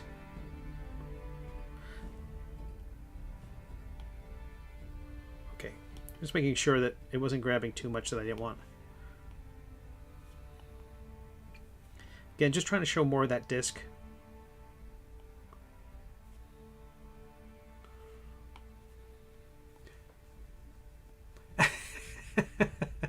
I was kidding too. I recognize that, JRD, but there's definitely a feeling sometimes when someone comes up with there have been a lot more talking weapon comics that have shown up in the last 5 years. And the Middle Age is celebrating its 6th birthday, by the way, on Saturday. In the last 5 years or so, I've noticed, I don't know if it's me, just like the way you notice red lights more than you notice green lights, but I've noticed a lot more talking weapon comics. This is hardly the first. I mean, Phil Foglio had, in Buck Godot, his science fiction comic, he had Smith & Wesson, two weapons that were wielded by, what's his name? The Pistol Packing Polaris Pack Rat. I forget the name of the character. I know his title, The Pistol Packing Polaris Pack Rat. Great comics, great comics. But Smith and Wesson talked, and there's plenty of other talking weapons. And one of my characters in World of Warcraft had one, so that's not new. But but in comics, I hadn't seen that many of them. And again, when I started this comic ages ago, I thought for sure that nobody wants yet another fantasy webcomic.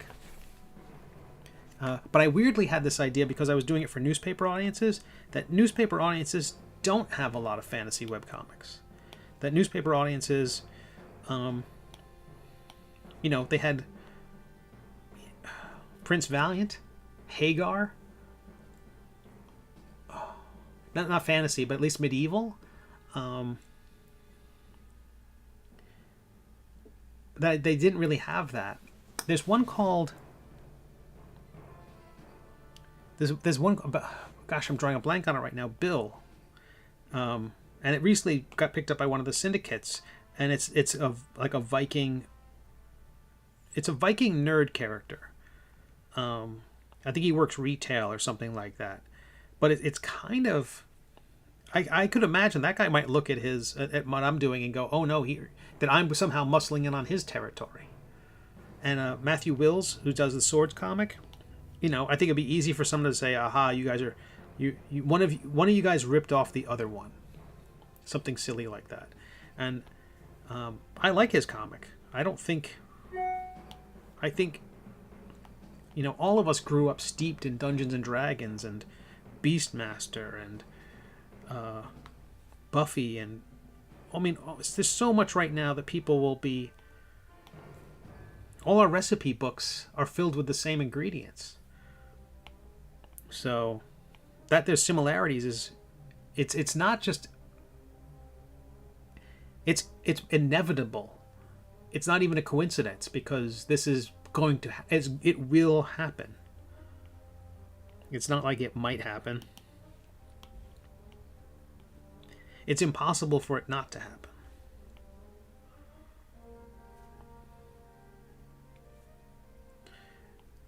That's not to say when all this stuff is happening, then Disenchanted comes out about 2 or 3 years ago. And I was doing a sci-fi comic that was kind of a retro sci-fi comic, and there really wasn't a lot of retro sci-fi comics at the time. And then Futurama came out, and I thought, okay, there will never be a comic based on Astounding Space Thrills.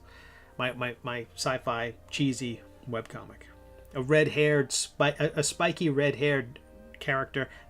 Fry and Argosy could not be more different. Argosy is this classic pulp character, and Fry is a goofball. But I thought that once you see the fins on the rocket ship, once you see that kind of retro thing with goofy aliens, there's no way anyone's going to make my comic into anything. And then Disenchanted comes out. I'm like, oh, for Pete's sake. Graining. Cut it out. But then I watched it, and I'm like, oh, this is entertaining. And nothing like what I'm doing. I think I cut too much into that. It's starting to lose its shape.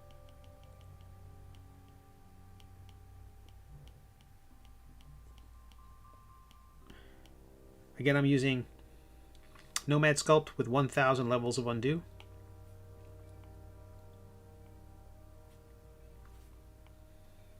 That might be the last time I tried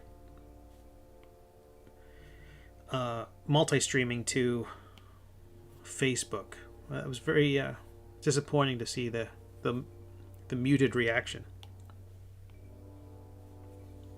Have I seen Final Space? I have. Wait, no, I haven't. I have not. I saw ads for it. I was conflating it with something else. I'll never remember the name of it. I was conflating it with a live action thing I saw. But Final Space is animated, isn't it? Bill Nye the Viking Guy. Oh, it's called The Legend of Bill, is what the comic is called.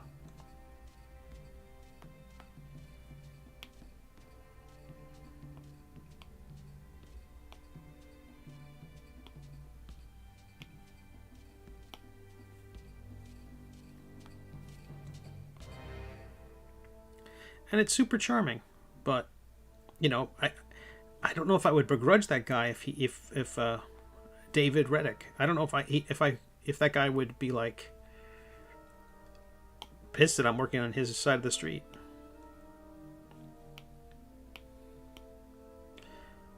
Again, I think anything more than a cursory glance at the two of them, we'd be like, oh wait, no, we're not, you know, I'm doing a silly romance. Max Powers, hello. We were not leaving the stream until you showed up. We've been streaming for a little over about an hour and a half. I'm currently continuing work on Kevin the Illegible. We got weird Kickstarter stuff happening. We got 1 week left, and the Kickstarter app is going crazy on my phone. At some point, I'm going to take a break and look at social media to see if anyone else is experiencing this weirdness. It keeps telling me that I've got backers, and then they're telling me about backers from ages ago. Not ages, weeks ago. But it's going great. This is how Kevin is shaping up. Much to do.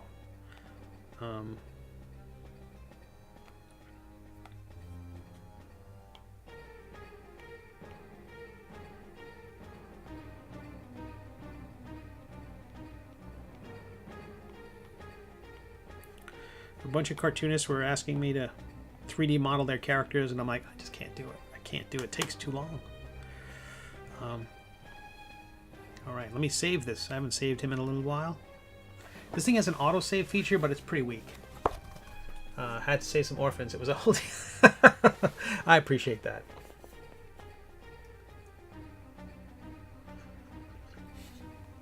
I just saw that comment, Eric. Newspapers. Now, that's a name I've not heard in a long time. A long time. And I have been listening to... what is it?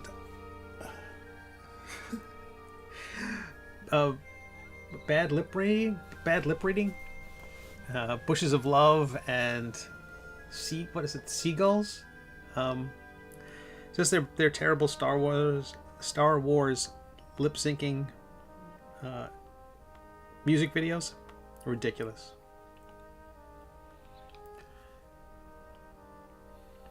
Chicken head with duck feet.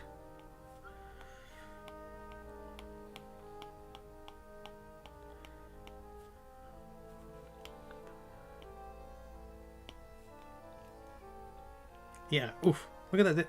It just, if I don't have that keep edges sharp, it just falls apart.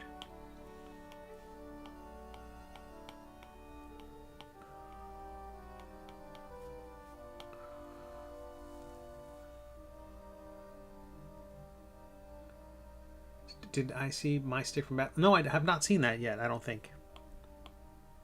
It doesn't ring a bell. Is it new, James?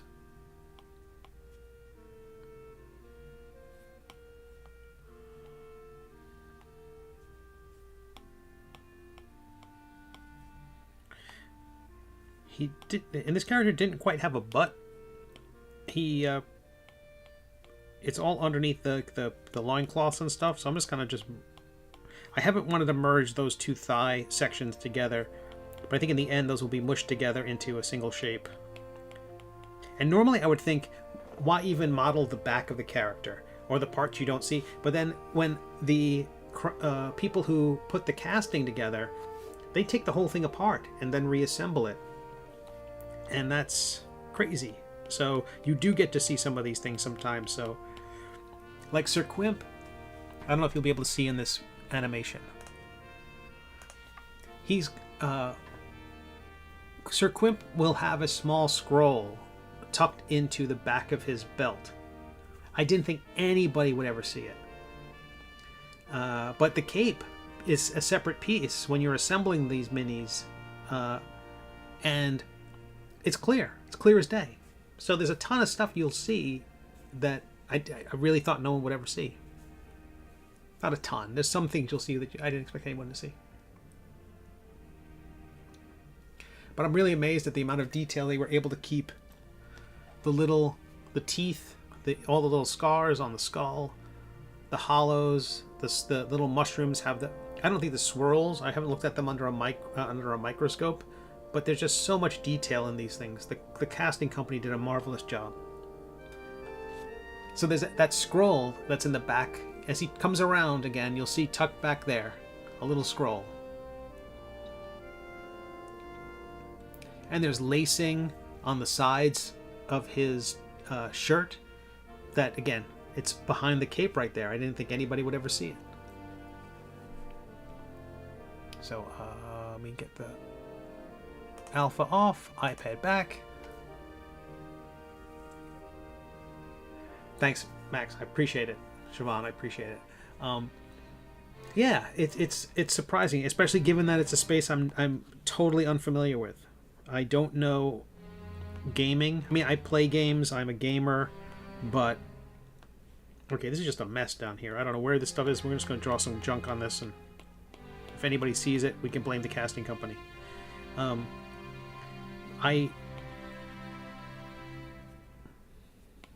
Kevin is laying an egg. This is a spoiler.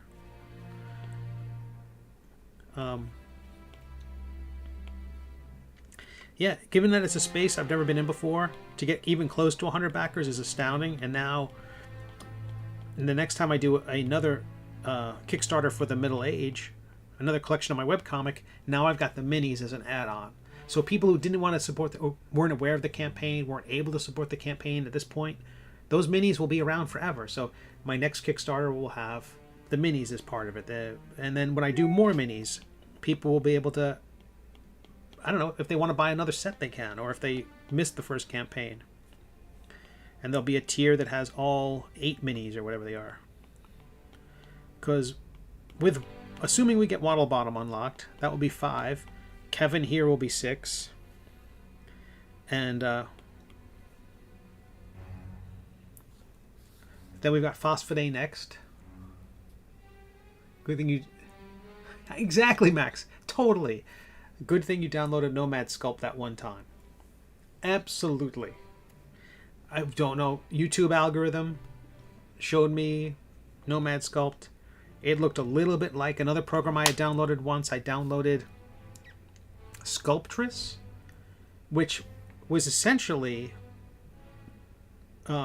this program with only the clay and maybe the brush and maybe the drag and brush and smooth tools, like 1/3 of the tools. And with that, I was able to play around and do a little something. All it did was get me excited for 3D sculpting. And then Sculptress was abandoned. That program was like, it's not available anymore. The main company that made it. Oh, we just got another Kickstarter notification.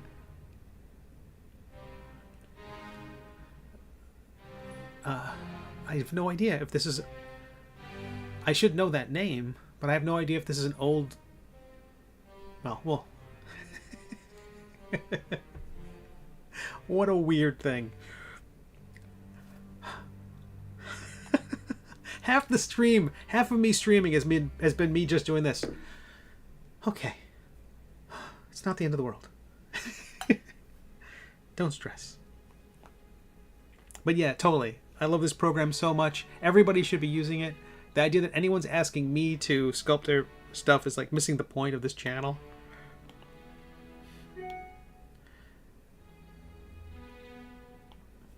I mean, by doing a channel which is talking about, you know, hey, here's how you do webcomics. It's like, am I giving away trade secrets that I should be sitting on? Am I, oh, I should have this. It should just be from me. I shouldn't tell anybody else.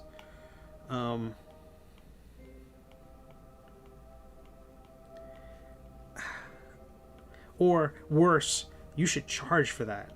You know? That's awful thinking. It's a quote someone was sharing today. It was talking about how, as smart as Einstein was... Oh, heavens, me. I think I don't have the low and flat setting. No, I do. I think I might have just been... The intensity might be up too high. I don't like seeing the start of the pen point. I don't want to see that... And then you drag. I want it to be this kind of smooth... gradation. Yes, I'm going to go through and add lots of pitting and scarring to the cape as well. Because, again, everything on this guy's got to be rotted. But someone was saying, yeah, Einstein was smart, but think of all the people with equivalent intelligence who, you know, never got a chance, who, you know, died unknown, or were like, and I thought about that all the time. I mean, how many Mozarts would there be? That guy, Mozart, just happened to have parents who were composers. So he composed his first opera. I don't know what he composed. He did his first composition when he was 4. I'm like, I don't know a lot of 4-year-olds who have access to a piano or have access to the, you know, whatever it was. But I all that means, to me, that's just an argument that says every 4-year-old should have access to a piano. Because then we would have more Mozarts, and that would seem to be worth it. And so, helping other people, sharing what you know, it just seems like that's the only way to have a better world. And that's where the arrow from Game of Thrones comes in from off scene and goes right through my neck, and I die. You could tell I hated Game of Thrones. Whoa, the heck. I thought I turned off front-facing vertices only. What are you there? That might have been some... I'm going to use the infinite undo, and we're going to go back a bit and see if this scarring inside the cape was from that. I recently discovered that front-facing vertices is a function that a lot of the drawing tools have, meaning that when you draw on the surface, it will only affect the side facing you. It'd be real easy if you're like working on a piece of cellophane or thin paper. When you poke on the other side of the paper, or a sponge, let's say a sponge, because that's a little bit thicker. If you poke, the software automatically adds it coming out the other side. Like it keeps it together. But front-facing vertices only means it just goes into the front of the sponge, and it doesn't move the outside of it. And there it goes. That's because I didn't have front-facing vertices selected. And so when I was building up clay on one side, it was pulling it from the other side. And so we basically just want to leave the interior flat. And that caused so much corruption in my early models. So when you're playing with this program, you might have to dig for it. It's down here. I'm going to click it on and off so you can see it. Front-facing vertex only. It's key. It's key. It's also really important to move your project around as you're working on it so you can see the other side. Hey, another Kickstarter and 2 more notifications. Oh no, that's a real one. Siobhan. Siobhan in a sea of old updates. Number 100. Oh, I can't. Where's the keep it 100 symbol?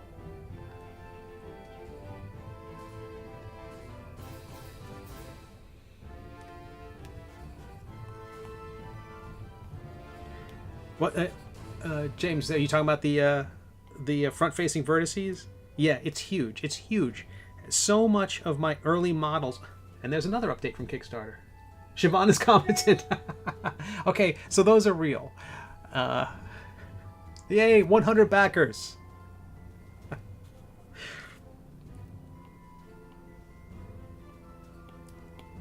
Now we're talking.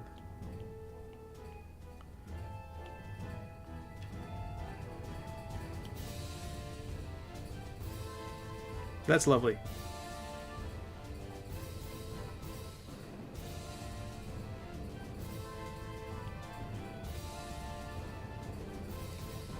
Thanks, Siobhan. I appreciate it. You're awesome.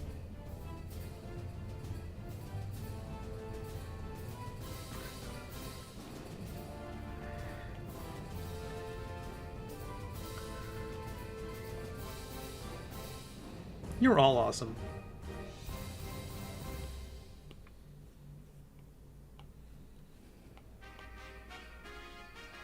But yeah, when you use this program, front-facing vertices.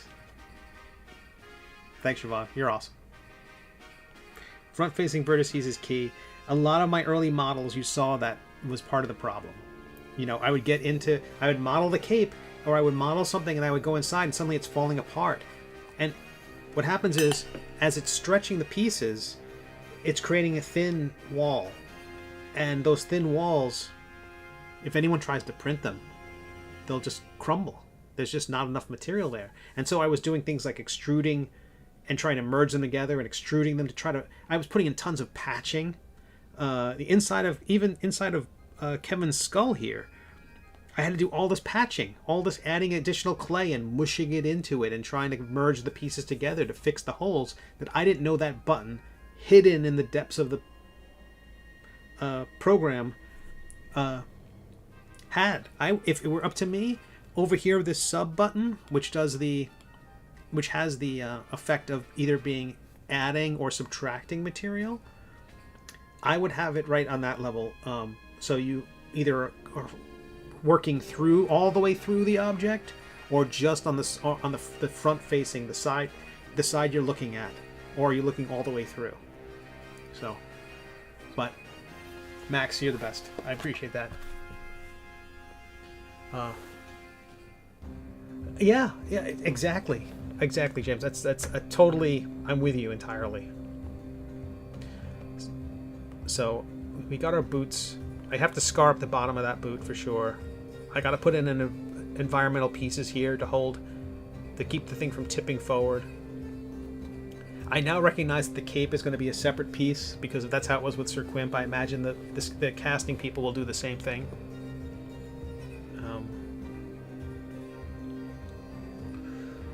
I love the swoop of the cape. I love the energy of that. The pauldrons look ridiculous. I can definitely scar them up some more. They need a few more cuts and grooves cut out of them. Same thing with that collar. I put a little texture on that, but I haven't really cut out any notches. Maybe I think I did on the front. Let me do that right now. So I'm going to select the collar. I just click on it, hit the trim tool.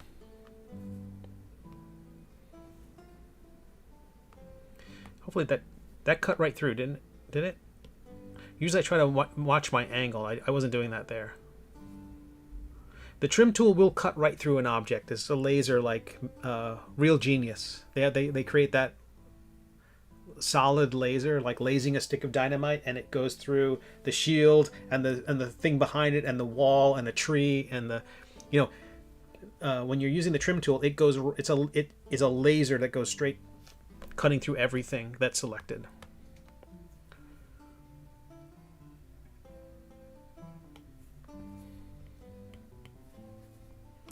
But thank you all for being here. You are wonderful enablers.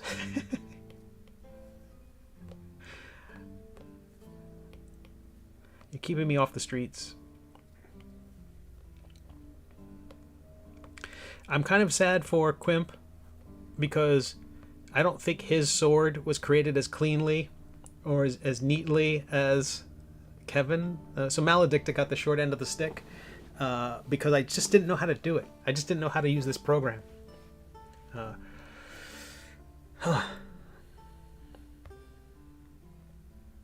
So I'm getting there. I'm loining. I did like your idea, LJ, of the cow head on the ground. I think it might be too sad for people. I don't like the idea of a dead animal. It's a lovely. It's truly. For some reason, once it's on its head and animated and the eyes are all googly and the tongue is lolling out, then it's okay. But I think if it were just on the ground, I think it would be sad. So I don't think I want to do that. But I do like the idea. And you did save the day with your suggestion of the scroll for Waddle Bottom, including that in the environment. I knew I had to do that.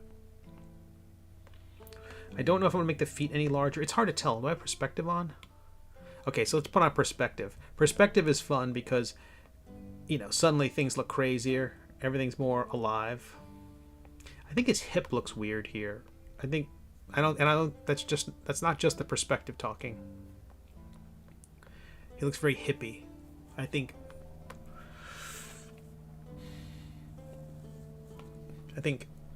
this area needs to be brought down a bit. Like tapered into the belt a bit better, because it's like specifically this area here looks like it's too high and creates too much of a hip effect. I kind of like it, and I know it's armor, but it's sitting on top, but I think it's an unintended effect. Cow head on the belt-like equipment. Oh, that's interesting. No, it's still too sad. I don't want to draw a dead animal head. I don't want to 3D model that. I'd be like, I'm just sobbing. I'd have to go spend time with it. There's weirdly around here in Florida, there are fields with cows in them, not too far from here. I'm not in the most. I'm certainly not anything close to an urban area. It is suburban at best, but there's also farms not far from here. I'm not sure if they're legit farms or the kind of farms where if you have 3 cows, you're suddenly a farm and you get different tax breaks.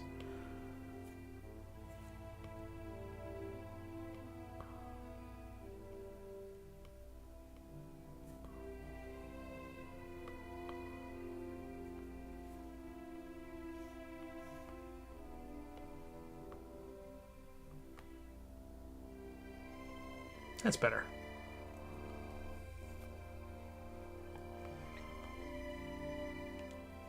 But I'll think about the belt. You never really see it in the comic. He's very much in shadow the whole time. So none of this stuff. For all I know, this is armor. He keeps finding new armor to kind of keep the night together. Again, Kevin is the sentient one in this situation. What I was thinking was that, well, how does he dress himself if he has to hold the sword the whole time? And I think that Kevin would just use the body as a pincushion and would just run the blade through it and then just do anything he needs to do with his hands. Because the body is just this mechanism that he uses to navigate the world. But again, so Kevin himself is not scarred up. The sword itself is pristine and magical. But every other part of this guy is going to be a mess. I do like keeping the cape nice and thick, especially once I started getting these things. My goodness. My goodness, there's so much detail in these little guys. I don't know if anyone can see them. I think this was only ever able to work when I put the backdrop up.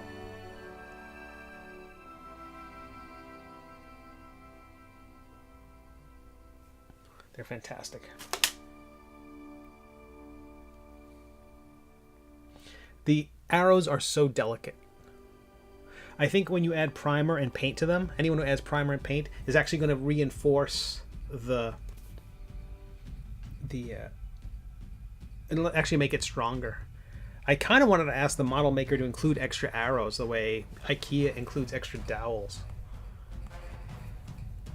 Have we been streaming for almost... Oh, I guess I had the music going for 15 minutes before we started. This is usually our 2-hour music.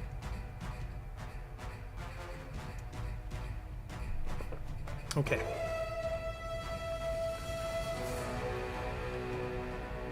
The back of that thigh is nothing... I gotta add some texture to that.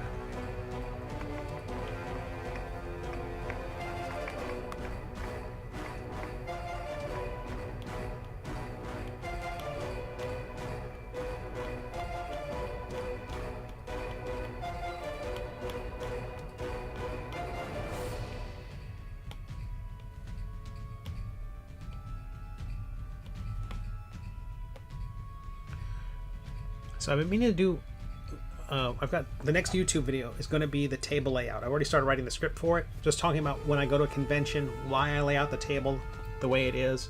And the more I was writing, the more, I didn't realize how much silly thought I put into it. Like, it's stupid how much I think about it. And how it's supposed to work at different distances, and how it's supposed to tell a story and then help me tell a story once people get closer. But I do think my table's going to get a lot more complicated when I have a third book, because currently I think I've got the first volume hardcover, and I've got the volume 2 hardcover, and I've got a single chapter book which I use as kind of and I'll explain that in the video. I use that. Maybe I will explain it, but I have that as kind of like a sampler. If people just want to spend $10 and get a sample of my book, they can. Or if a kid goes, I really want this, and the dad's like, I don't want to, hey kid, you just made me spend $50 at the other table. you know, or we still want to buy lunch. So, okay, I'll buy the cheap $10 book. So I've got the $10 book and then the $25 hardcover. And those kind of, I learned that the more, I'll sell more $25 books if I have the $10 book on the table. Because it's a $10 softcover collection of one chapter. And then there's the $25 hardcover, larger collection of the first 4 chapters. And it just seems like such a deal compared to the $10 one, that the $10 book helps me sell more $25 books. It's just a natural, it's like the idea with a big gulp, that for 10 cents more you get another half gallon of liquid. So having those two books on the table give me a great thing. And then I've got book 2, and some people say, oh, I'll take the first 2 books. Or they'll come back and they'll buy book 2. When I have 3 books on the table, I don't think anyone's going to come up, hey, this looks interesting, let me spend $75. I don't, maybe I'm a cheapskate, maybe I'm old. I still think of $75 as being a lot of money. That's still 10 hours at minimum wage. That's a lot. So, I don't know. Once that 3rd book is on the table, that might mess things up for me. But the video is going to be talking about not so much that kind of forward-looking personal chaos as much as here's why I do what I do and here's why I lay it out. Maybe this will be helpful to other people. Just draw a cow skull, Steve. Heck, Shakes is wearing one. I have you shared your piece, JRD? I was gonna let the dust settle with everyone sharing their Baltimore Comic-Con yearbook pieces. Wow, I said that like a New Yorker. Their Baltimore Comic-Con yearbook pieces. I was gonna let the dust settle before sharing the full version of mine. Oh.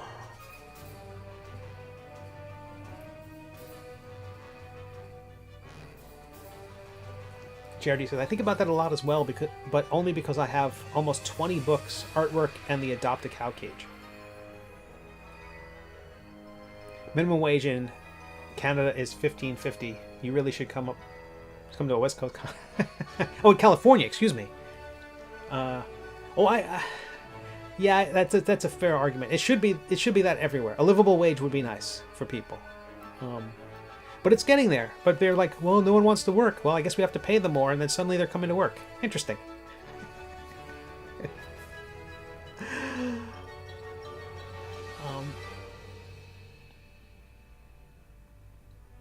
Yeah, the buyer psychology. Yeah, I totally agree. And LG, yeah, I just think I have to rely on no context. I have to rely that these things work without context. Like the "Don't freak out" sign, I think kind of works. They don't have to know why Bob says that or why Quimp has a slice of cake.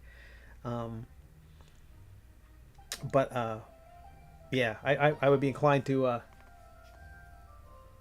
I'd be inclined to avoid that, at least for the initially. Eventually, when I do a version of him that has a cow head, then we're good. So we'll get to see the cow head, I think, at some point.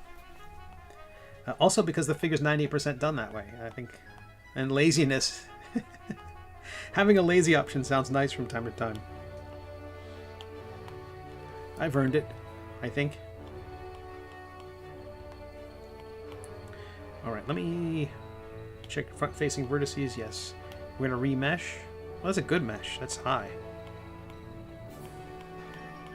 I'm noticing it's hard to cut into this thing. It's not.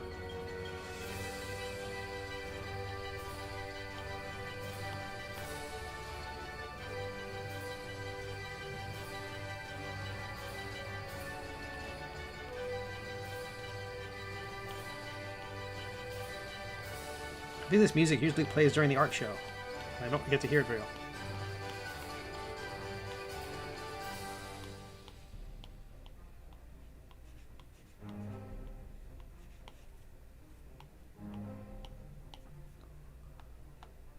Because cake is delicious. You're not sharing yours until August. Okay.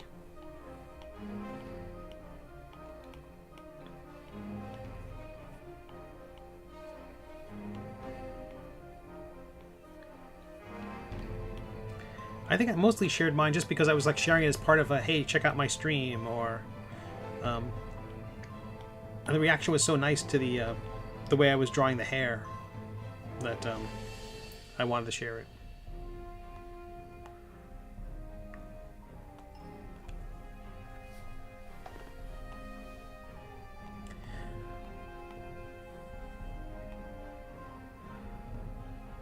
Okay, belt buckle, bottom of shoes,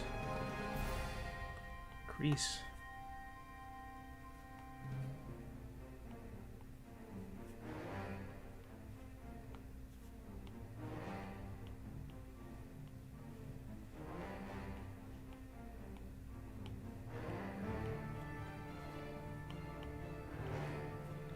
Oh, that's part of the challenge here. I have symmetry on. I'm undoing a lot.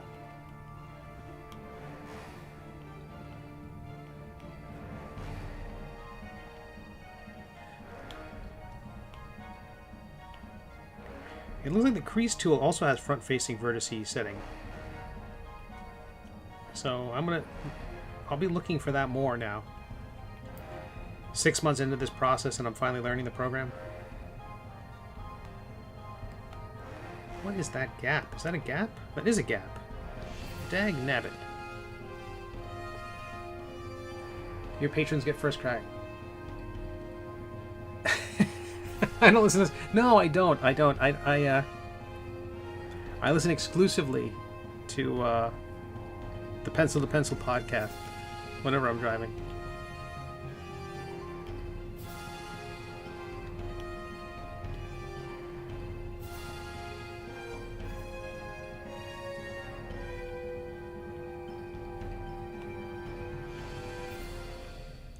Dag nabbit. So much stuff's in the way.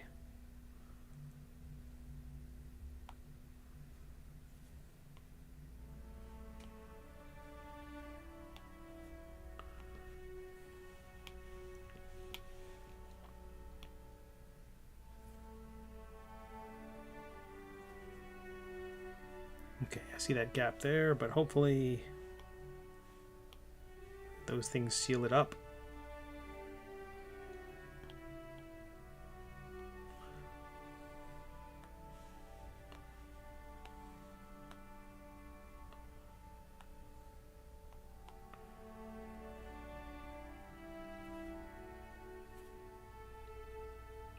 I think that works. I didn't want him to look like he's wearing Adidas, but who knows, maybe we'll get sponsorship.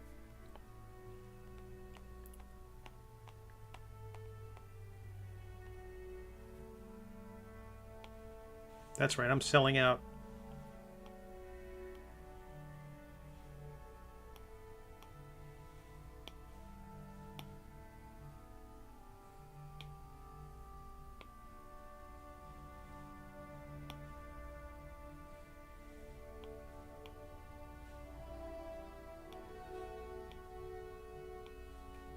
Autosave.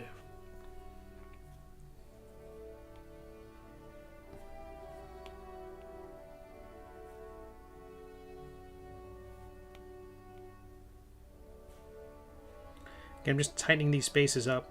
Again, I think these ones are so small that they wouldn't affect anything, but better safe than sorry. And also, if something changes down the road with this, anything I'm doing here, I would rather stay ahead of the potential problems.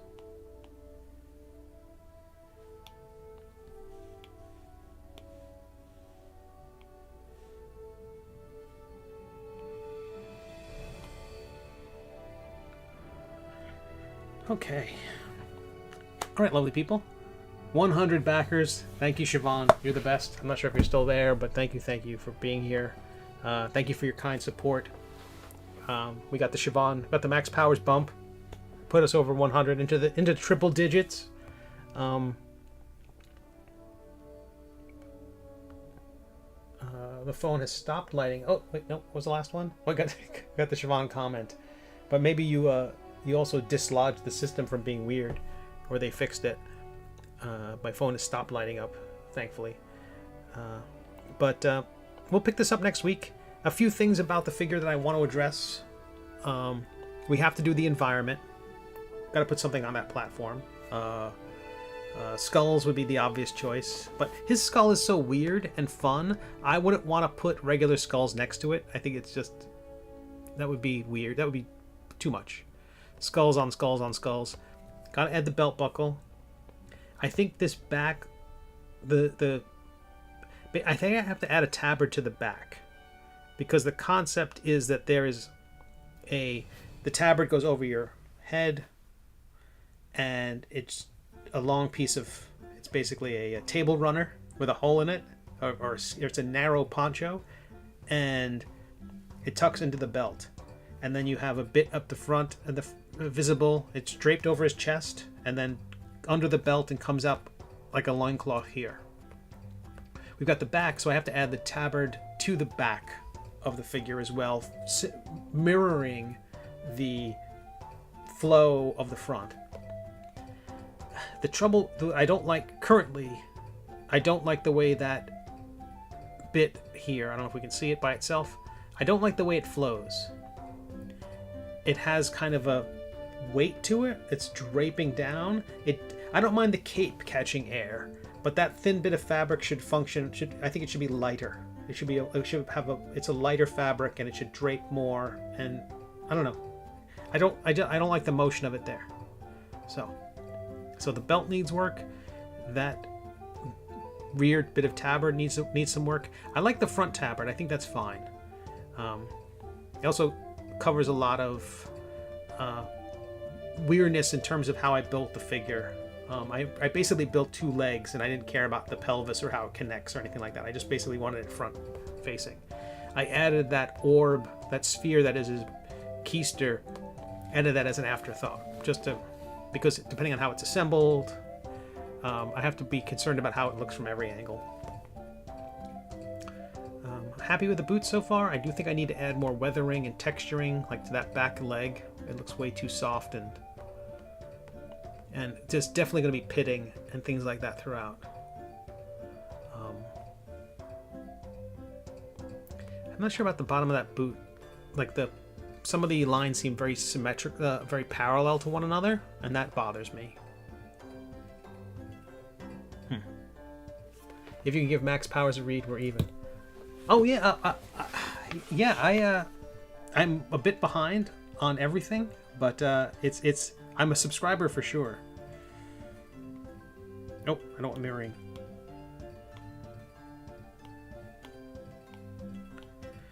But yeah, I mean, I'd love to talk shop about just the craft of writing. That would be a lot of fun. I look forward to having I think Discord can do it. I don't know if it's going to be Discord or Zoom or something like that. I'd love to have not just my head on the screen. I was in one the other day that Jamar Nicholas was having. He was being interviewed by someone, and JRD was there, and I just saw the JRD logo. I didn't see the text. I didn't get to see his face. So I'm not saying everyone has to share their visage, but I don't even think I need to say visage. It's better than visage. They're punum. They're mug shot. I don't need to. Or it's just their mug. They don't have to show their mug. All right, you lovely people. I'm going to be on Twitch a little bit later on to keep working on some of this. Have me on the pencil. That would be great. That would be great. I hope the show comes back. They have a laundry list of people. I was kind of like the last person brought into that thing, and they have a laundry list of people to talk to. But yeah, I would love to. We don't talk about webcomics that much, but there's a ton of people. There's a Welcome to Toddler. Just got a huge release and is awesome right now. I want to talk to George. I want to talk to webcomic people, basically. I have a visage for radio. Discord hangouts are fun. All right, you lovely people. I will see you all on Twitch later on. Thank you again, Siobhan. You're awesome. Thank you to everybody here. Thank you. Everyone's been able to back the Kickstarter, is even remotely interested in backing the Kickstarter. I hope you love the figures. I hope you love I hope you assemble them. I'm still thinking about seeing if I can do a contest for people who assemble and paint them. Maybe people vote, and I don't know. I mail them an art print or something like that, or a book or something like that. I'm sure I've got something in the archives here that I can send them, like a copy of a Baltimore Comic-Con program booklet or something like that that has a piece of artwork of mine on it that, you know, no one's seen. Anywho, I think this is coming along great. I love his expression. I think it's insane. It is exactly the sort of weird figure that I think people will like. I'm not entirely sold on the way. It's kind of like this. He's kind of got this crab carapace kind of exoskeleton. I have to merge the skull into the neck in a way that maintains the skull-like quality, but doesn't give us this hard pumpkin-headed quality. So that's probably the trickiest thing on this I have to do.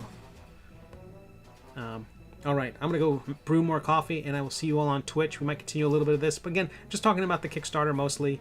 We're going to have a full-on stream tomorrow, and I've got too much work to do, and episode 285 to work on. So thank you all. Join me on Twitch in about half an hour, if not sooner. Twitch.tv/Steve Conley.